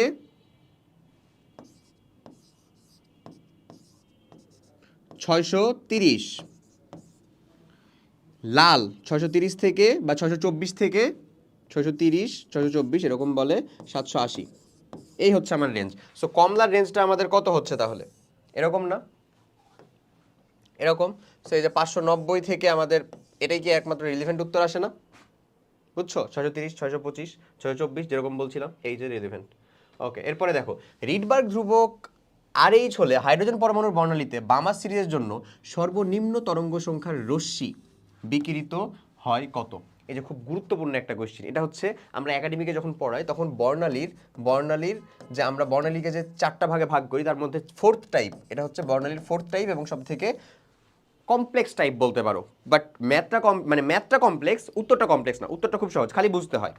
এখন এটা কি কেমনে বুঝতে হয়? আমরা একটু আগে একটা ই এর সাথে সম্পর্ক দেখলাম, ই ইকুয়ালস টু এইচ নিউ, যেহেতু তাহলে এই ই এর সাথে নিউ এর সাথে সম্পর্ক সমানুপাতিক, নিউ বারের সাথে সমানুপাতিক, 1/ল্যামডার সাথে কেমন? ব্যস্তানুপাতিক। তাহলে বলো তো, আমি এখানে কিছু কথা লিখতেছি, এটার সাথে তুমি একমত হও কিনা। যেখানে হচ্ছে ইটা আমার ম্যাক্স হবে, সেখানে আমার যেটা ইটা আমার ম্যাক্স, সেখানে আমার নিউ বারটাও ম্যাক্স, সেটাকে আমরা বলতে পারি কত? নিউ 12 হচ্ছে ম্যাক্স, সেখানে আমার হচ্ছে নিউ 12, নিউও ম্যাক্স, নিউ 12 ম্যাক্স। ই ম্যাক্স মানে শক্তি বেশি, কম্পাঙ্ক বেশি, কম তরঙ্গ সংখ্যা বেশি, ল্যামডাটা কি হবে সেখানে? অবশ্যই মিনিমাম হবে, মিনিমাম হবে।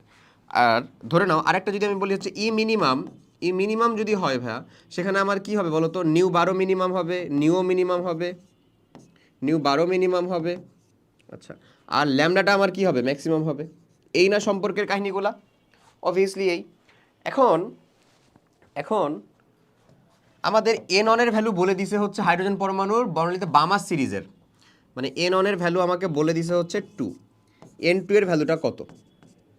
এন অনের ভ্যালুটা হচ্ছে আমাদের 2, N2 এর ভ্যালুটা কত?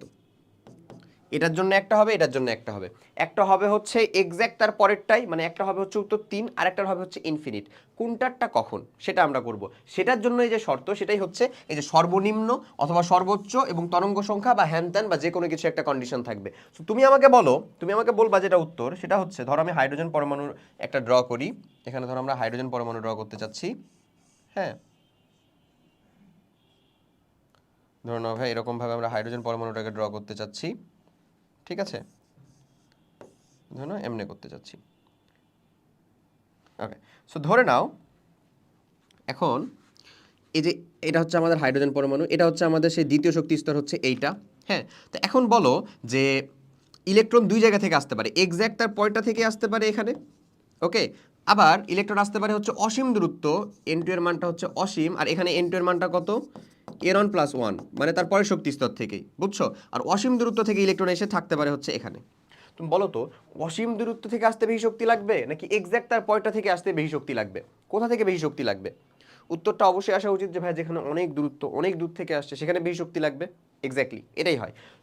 যখন অসীম দূরত্ব থেকে আসতেছে তখন শক্তিটা অবভিয়াসলি সেখানে কি লাগতেছে বলো, বেশি লাগতেছে, বেশি লাগতেছে। তার মানে সর্বোচ্চ শক্তি, সর্বোচ্চ তরঙ্গ সংখ্যা, সর্বোচ্চ তরঙ্গ কম্পাঙ্ক, সর্বনিম্ন তরঙ্গ দৈর্ঘ্য, এর মানে বোঝাচ্ছে সেটা কোথা থেকে আসতেছে, অসীম থেকে আসতেছে।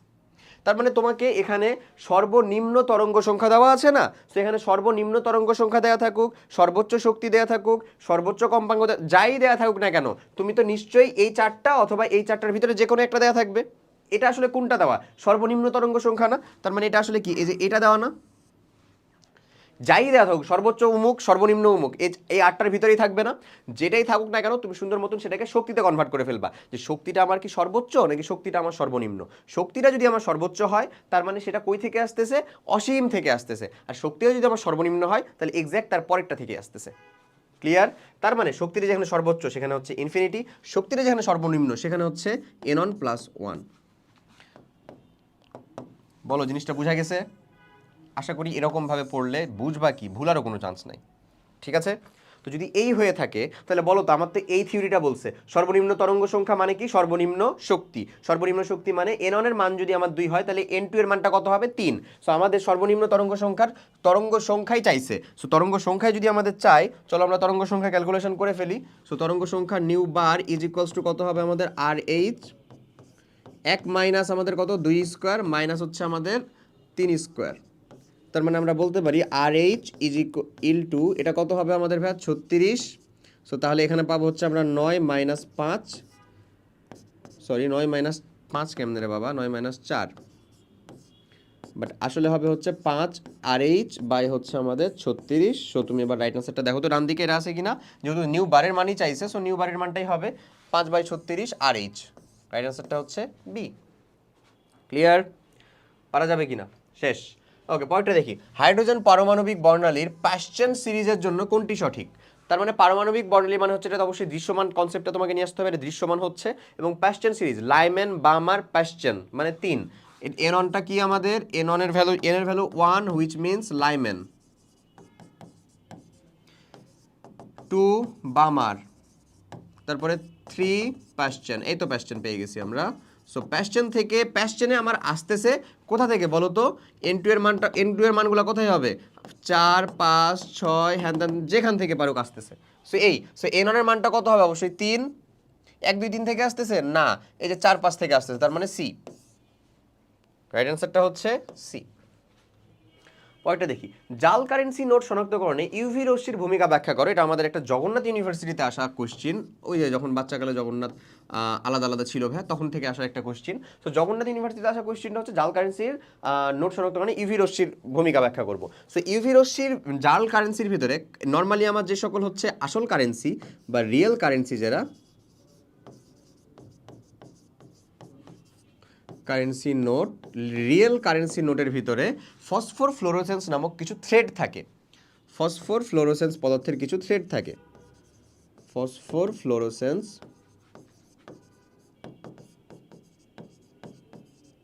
পদার্থের সুতা বা থ্রেড থাকে।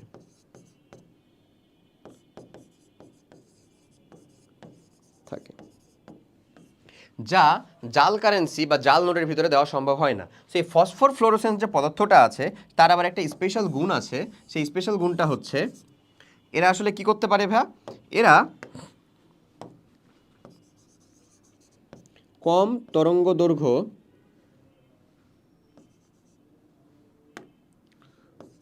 যুক্ত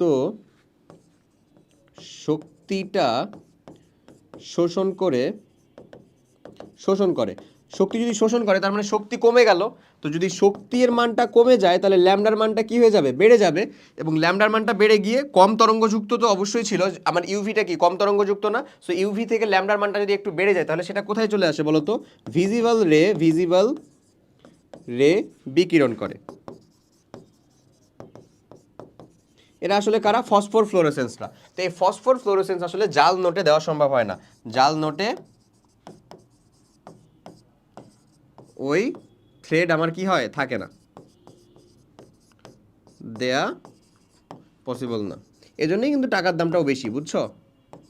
পসিবল না। তুমি বলতে পারো ভাই টাকার আবার দাম কি? হ্যাঁ ভাইয়া, অবশ্যই টাকার একটা দাম আছে না, বা টাকা বানাতেও একটা খরচ হচ্ছে না।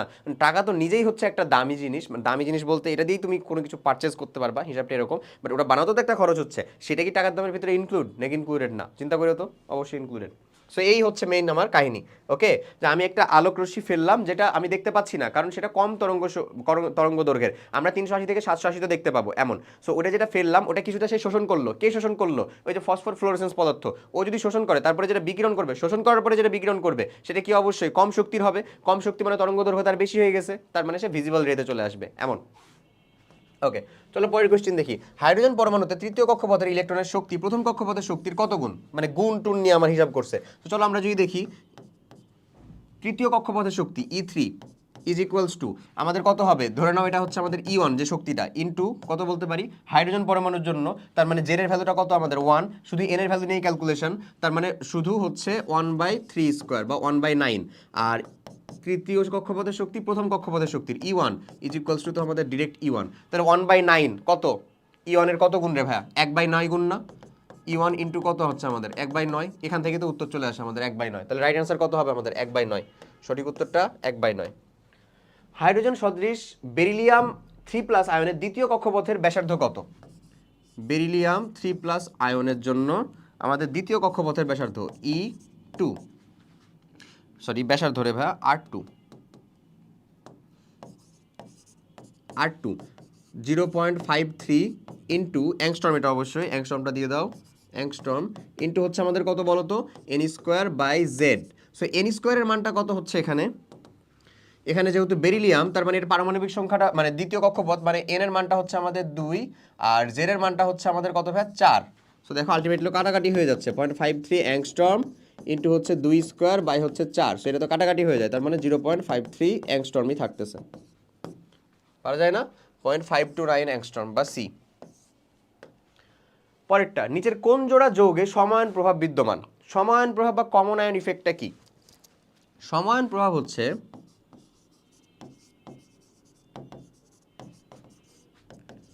প্রভাব, এটা একাডেমিক ক্লাসের ভিতরে আমরা ভালো মতন বুঝি, আসলে এখানেও আমরা একটু বুঝে নিব। দেখো সমান প্রভাব মানে হচ্ছে একটা দুর্বল তড়িৎ বিশ্লেষের বিয়োজন ক্ষমতা, এটা একটা সবল তড়িৎ একই আয়নযুক্ত একটা সবল তড়িৎ বিশ্লেষ্য কোনো যদি উপস্থিত হয় সেখানে, তাহলে ওই দুর্বলটার বিয়োজন ক্ষমতাটা আরও কমে যায় বা দুর্বলের দ্রাব্যতাটা আরও কমে যায়। তো এই যে প্রভাবটা ঘটলো মানে যে শোষিত সেই শোষিত হইলো, এই ঘটনাটাই হচ্ছে সমায়ন প্রভাব। মানে আমরা এটাকে লিখতে পারি দুর্বল তড়িৎ বিশ্লেষ্যের বিয়োজন মাত্রা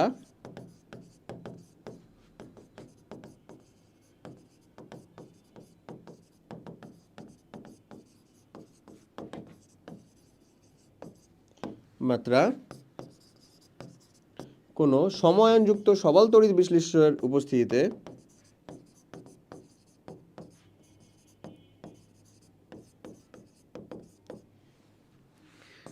বিশ্লেষ্যের উপস্থিতিতে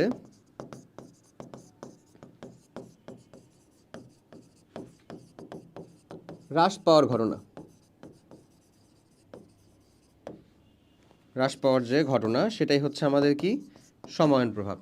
ওকে, সো তার মানে একটা দুর্বল তড়িৎ বিশ্লেষ্য লাগবে, একটা সবল তড়িৎ বিশ্লেষ্য লাগবে। দেখো এটা তো কেউই তড়িৎ বিশ্লেষ্য না, CH4 কি তড়িৎ বিশ্লেষ্য না, এটা আর এটা তো তড়িৎ বিশ্লেষ্য না, এটা তো সমযোজী যৌগ। H2S HCl, এই যে দেখো সমায়ন প্রভাব, এখানে হাইড্রোজেনটা কি সমায়ন না সমায়ন, H2S কিন্তু একেবারে বিয়োজিত হয় না এমন না, কিছুটা হয়, দুর্বল তড়িৎ বিশ্লেষ্য। HCl কি সবল তড়িৎ বিশ্লেষ্য, মানে রাইট অ্যান্সার হচ্ছে সি। এই যে দেখো সি, মানে H2S এমনিতে যতটুকু বিশ্লেষিত হইতো বা দ্রবীভূত হইতো, HCl যদি সেখানে যোগ করো H2S এর দ্রাব্যতা আরো কমে যাবে, তার বিয়োজন মাত্রাটা আরো কমে যাবে, এটাকেই বলা হচ্ছে সমায়ন প্রভাব। ওকে, 25 ডিগ্রি সেলসিয়াস তাপমাত্রায় 50 ml 1 × 10⁻³ মোলার সোডিয়াম ক্লোরাইড দ্রবণে 50 ml 10⁻² মোলার সিলভার নাইট্রেট যোগ করলে কি ঘটবে, মানে সিলভার ক্লোরাইডের অধক্ষেপ পড়বে কিনা সেটা আমাদেরকে বের করতে হবে। সো কেএসপি, আমি এটার জন্য কেআইপিটা বের করে ফেলি। এটা আমরা কেআইপি বের করবো কেমনে, প্রথমে আসো আমরা সিলভার আয়নের ঘনমাত্রাটা বের করতে হবে, সিলভার ক্লোরাইডের যেহেতু আমাদের দরকার তাই। সো সিলভার আয়নের ঘনমাত্রাটা অবশ্যই আমরা হচ্ছে ওই যে S1V1 S2V2 ওই ফর্মুলা দিয়ে, হ্যাঁ S1V1 S2V2, মানে এর এখানে ঘনমাত্রাটা কত, এটা এত মোল, ওখানে গেলে কত হবে, টোটাল আয়তনটা আমার কত হয়ে গেছে V2, বা আমার টোটাল আয়তন কত হয়েছে বলতো, 50 + 50 মানে কত, 100 ml হয়ে গেছে না, আমার 100 ml হয়ে গেছে। চলো আমরা বের করি S1V1 মানে 50 × 1 × 10⁻² বাই হচ্ছে আমাদের 100, হ্যাঁ দুইটাই যেহেতু ml কেটে যায়, সো আমার প্রবলেম নাই। ক্লোরাইড আয়নের ঘনমাত্রাটা চলো দেখে ফেলি, কত হবে আমাদের ক্লোরাইড আয়নের ঘনমাত্রা, এটাও আমার সেম টু সেম 50 × 10⁻³ ইন্টু আমাদের কত হবে 100 এমন।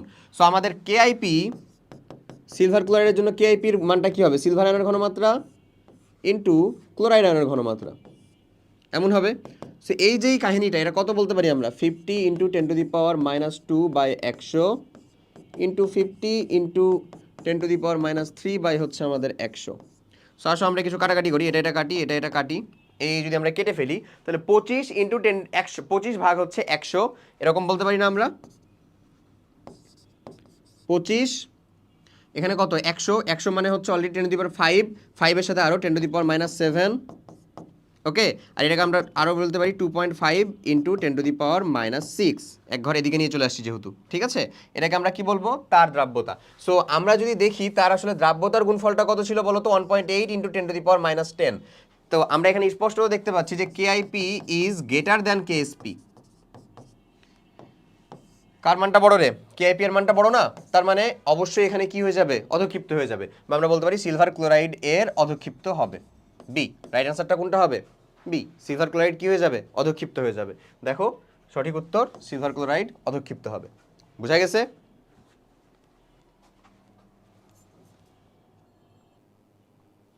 দেখছো তাহলে যেটা বললাম অধক্ষিপ্ত হবে। চলো পরের কোশ্চেনে চলে যাই আমরা। নেক্সটটা কি, নির্দিষ্ট তাপমাত্রায় 750 ml সম্পৃক্ত দ্রবণে 200 গ্রাম সোডিয়াম ক্লোরাইড দ্রবীভূত আছে, সোডিয়াম ক্লোরাইডের দ্রাব্যতা গ্রাম পার লিটারে কত। সম্পৃক্ত দ্রবণের ভিতরে কিন্তু আমার এখানে অলরেডি দেওয়া আছে কোশ্চেনে, ঠিক আছে। এখানে একটা জিনিস তোমাদেরকে শুধু বলি ভাইয়া, আমরা জানি দ্রাব্যতার একটা আমাদের ফর্মুলা আছে, S = W × 100 বা 100 × দ্রাবকের ভর, দ্রবের ভর বাই হচ্ছে W - W, অর্থাৎ দ্রবের মানে এটা হচ্ছে আমাদের দ্রাবকের ভর, এমন এটা একটা ফর্মুলা আছে। বাট এই এককটা কখন সম্ভব, যদি এটা আমাদের গ্রাম পার 100 গ্রামে দেওয়া থাকে তখন। বাট এই যেই ম্যাথ আমাকে 750 ml দেওয়া, আমার লিটার গ্রাম পার লিটারে চাচ্ছে, তখন কিন্তু আমরা এই ফর্মুলাটা চাইলে ইউজ করতে পারবো না, এই ফর্মুলাটা চাইলে ইউজ করতে পারবো না। তখন আমাদেরকে ইউজ করতে হবে কোনটা, সিম্পল ঐকিক নিয়ম দিয়ে আমরা ম্যাথটা করে ফেলতে পারি। 750 ml সম্পৃক্ত দ্রবণে আছে কত, 200 গ্রাম, তাহলে এখন তার দ্রাব্যতাটা এরকম, তাহলে 1 গ্রাম পার লিটারে যেহেতু, তার মানে 1 লিটারে কত থাকবে সেটা আমরা বের করে ফেলি। সো 750 ml এ আছে কত আমাদের বলো তো, 200 গ্রাম সোডিয়াম ক্লোরাইড, 1 লিটারে কত আছে, আর 1000 ml মানে কি আমাদের 1 লিটার না ভাই, 1000 ml এ কত থাকবে, 200 ইন্টু আমাদের 1000 বাই হচ্ছে 750, এমন ক্যালকুলেশন করতে পারি আমরা। সো এমন ক্যালকুলেশন করলে এই 1 0 আমরা এলিমিনেট করে দিলাম, তাহলে আমরা 75/200 করে ফেলি, দেখি আমাদের উত্তরটা কত। আমরা যদি আরও কিছু কাটাকাটি করতে চাই তাহলে কি এমন করতে পারি না, 75কে যদি আমরা 25 দিয়ে তো কাটতে পারি, তাই না? সো আমরা 25 দিয়ে যদি কাটি, সো 3 25 75, আর 8 25 হচ্ছে আমাদের কত, 200। সো 8/3 আমরা করব। 8/3 যদি করি, ক্যালকুলেশনটা সব থেকে সহজ যদি করি, 8/3 মানে হচ্ছে 3 2 6, 2, তার মানে একটা দশমিক না, এটা হচ্ছে 20, 3 6 18, তার মানে এখানে কত, আবার 2 আবার 0 আবার 6, এই যেভাবে দেখো 18 আসবে, এবার যা চলতেই থাকবে, মানে 6 6 6 6 এরকমভাবে চলতে থাকবে। সো আমরা বলতে পারি আসলে কত, 2.6666 ইন্টু 10 টু দি পাওয়ার 2 বা 100। সো এটাকে যদি গুণ করে দিই তাহলে এটা কত থাকে বলো তো, 266.67 গ্রাম পার লিটার।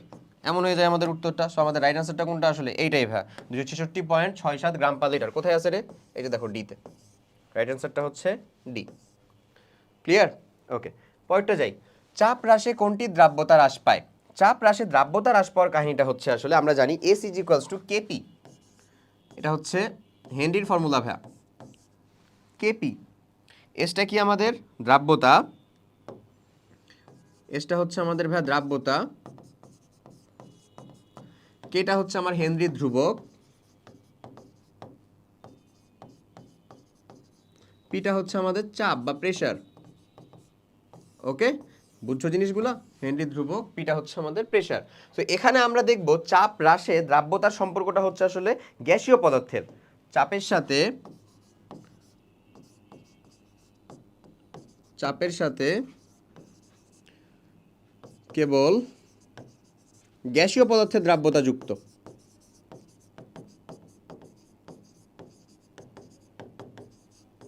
চাপের সাথে কেবল গ্যাসীয় পদার্থের দ্রাব্যতা সম্পর্কিত। বুঝছো কি না? তাহলে এখানে চাপ হ্রাসে দেখো, চাপের সাথে আমার দ্রাব্যতার সম্পর্কটা কি, সমানুপাতিক না? সমানুপাতিক। তাহলে চাপ কমালে গ্যাসীয় পদার্থের দ্রাব্যতা কমবে, চাপ বাড়লে গ্যাসীয় পদার্থের দ্রাব্যতা বাড়বে। সো আমাদের চাপের সাথে দ্রাব্যতা হ্রাস পাবে কোনটা? নিশ্চয়ই গ্যাসীয় পদার্থ, যে এটা কার্বন ডাইঅক্সাইড। অ্যান্সার কি, কার্বন ডাইঅক্সাইড। পরেরটা, অ্যালুমিনিয়াম হাইড্রোক্সাইড LOH3, LOH3, এটার যদি দ্রাব্যতা S হয় তাহলে দ্রাব্যতা গুণাঙ্কের মান কত? আমরা তো আসলে AXAY এই যৌগের জন্য যদি দ্রাব্যতা S হয়, দ্রাব্যতা S হলে KSP কি হয় আসলে, x to the power x, y to the power y, s to the power x plus y, এমন হয় না ফর্মুলাটা আমাদের? সো আমাদের এখানে x এর মানটা আসলে কত হয় বলো তো, 1, y এর মানটা কত আমাদের 3, তাহলে আমরা বলতে পারি 1 to the power 1, 3 to the power 3, s to the power 1 plus 3, যার মানে হচ্ছে আসলে আমাদের 3 কিউব না ভাইয়া? 3 কিউব মানে কত আসলে, 27 s to the power 4। Right অ্যান্সারটা কি হবে, 27 s to the power 4। KSP এর এগুলো কিন্তু আইডিয়াল মান বা আদর্শ মান। So 27 s to the power 4, right আনসারটা হচ্ছে আমাদের ডি। দেখি আমরা ডি। ওকে, পরেরটাতে আসো। নেক্সট বলতেছে অ্যামোনিয়াম আয়নের উপস্থিতি নির্ণয়ের জন্য ব্যবহৃত বিকারক। আচ্ছা, কিছু বিকারক আছে যারা হচ্ছে জাতির বিকারক। এমন টাইপের বিকারকটা আমি কয়েকটা তোমাকে দেখিয়ে দিই। এটা হচ্ছে পটাশিয়াম হেক্সাফেরিসায়ানাইড, হেক্সাফেরোসায়ানাইড, হ্যাঁ, FeCN6 এরকম একটা, বুঝছো? আবার K3 FeCN6, অ্যামোনিয়াম হাইড্রোক্সাইড, এরা হচ্ছে আমাদের কি বললাম, জাতীয় বিকারক। এরা কি আমাদের ভাই বলো, এরা হচ্ছে আমাদের জাতীয় বিকারক, অনেকের সাথে বিক্রিয়া করে এবং বেশিরভাগই হচ্ছে আসলে বিকারক। যেমন জাতীয় বিকারকটা কাদের সাথে বিক্রিয়া করবে, ফেরাম 2+, ফেরাম 3+, কপার 2+, অ্যালুমিনিয়াম 3+, জিঙ্ক 2+। আচ্ছা, এদের সবার সাথে এরা মোটামুটি বিক্রিয়া করে। এখন আরও কেউ কেউ বিক্রিয়া করে, আমরা এদেরকে লিখলাম। এখন স্পেসিফিক কিছু আয়নের সাথে কিছু আয়নে বিক্রিয়া করে, ওদেরকে আমাদের মনে রাখাটা জরুরি, ওরা প্রায়ই আসে। যেমন হচ্ছে ভাই সোডিয়াম, সোডিয়াম প্লাস আয়ন শনাক্তকরণের জন্য মাস্ট বি আমার বিকারক কে লাগবে, potassium pyro antimonate K2H2SB2O7, potassium pyro antimonate must be. ঠিক আছে, okay. Calcium, ammonium oxalate NH4 2C2O4, ammonium oxalate এমন লাগবে।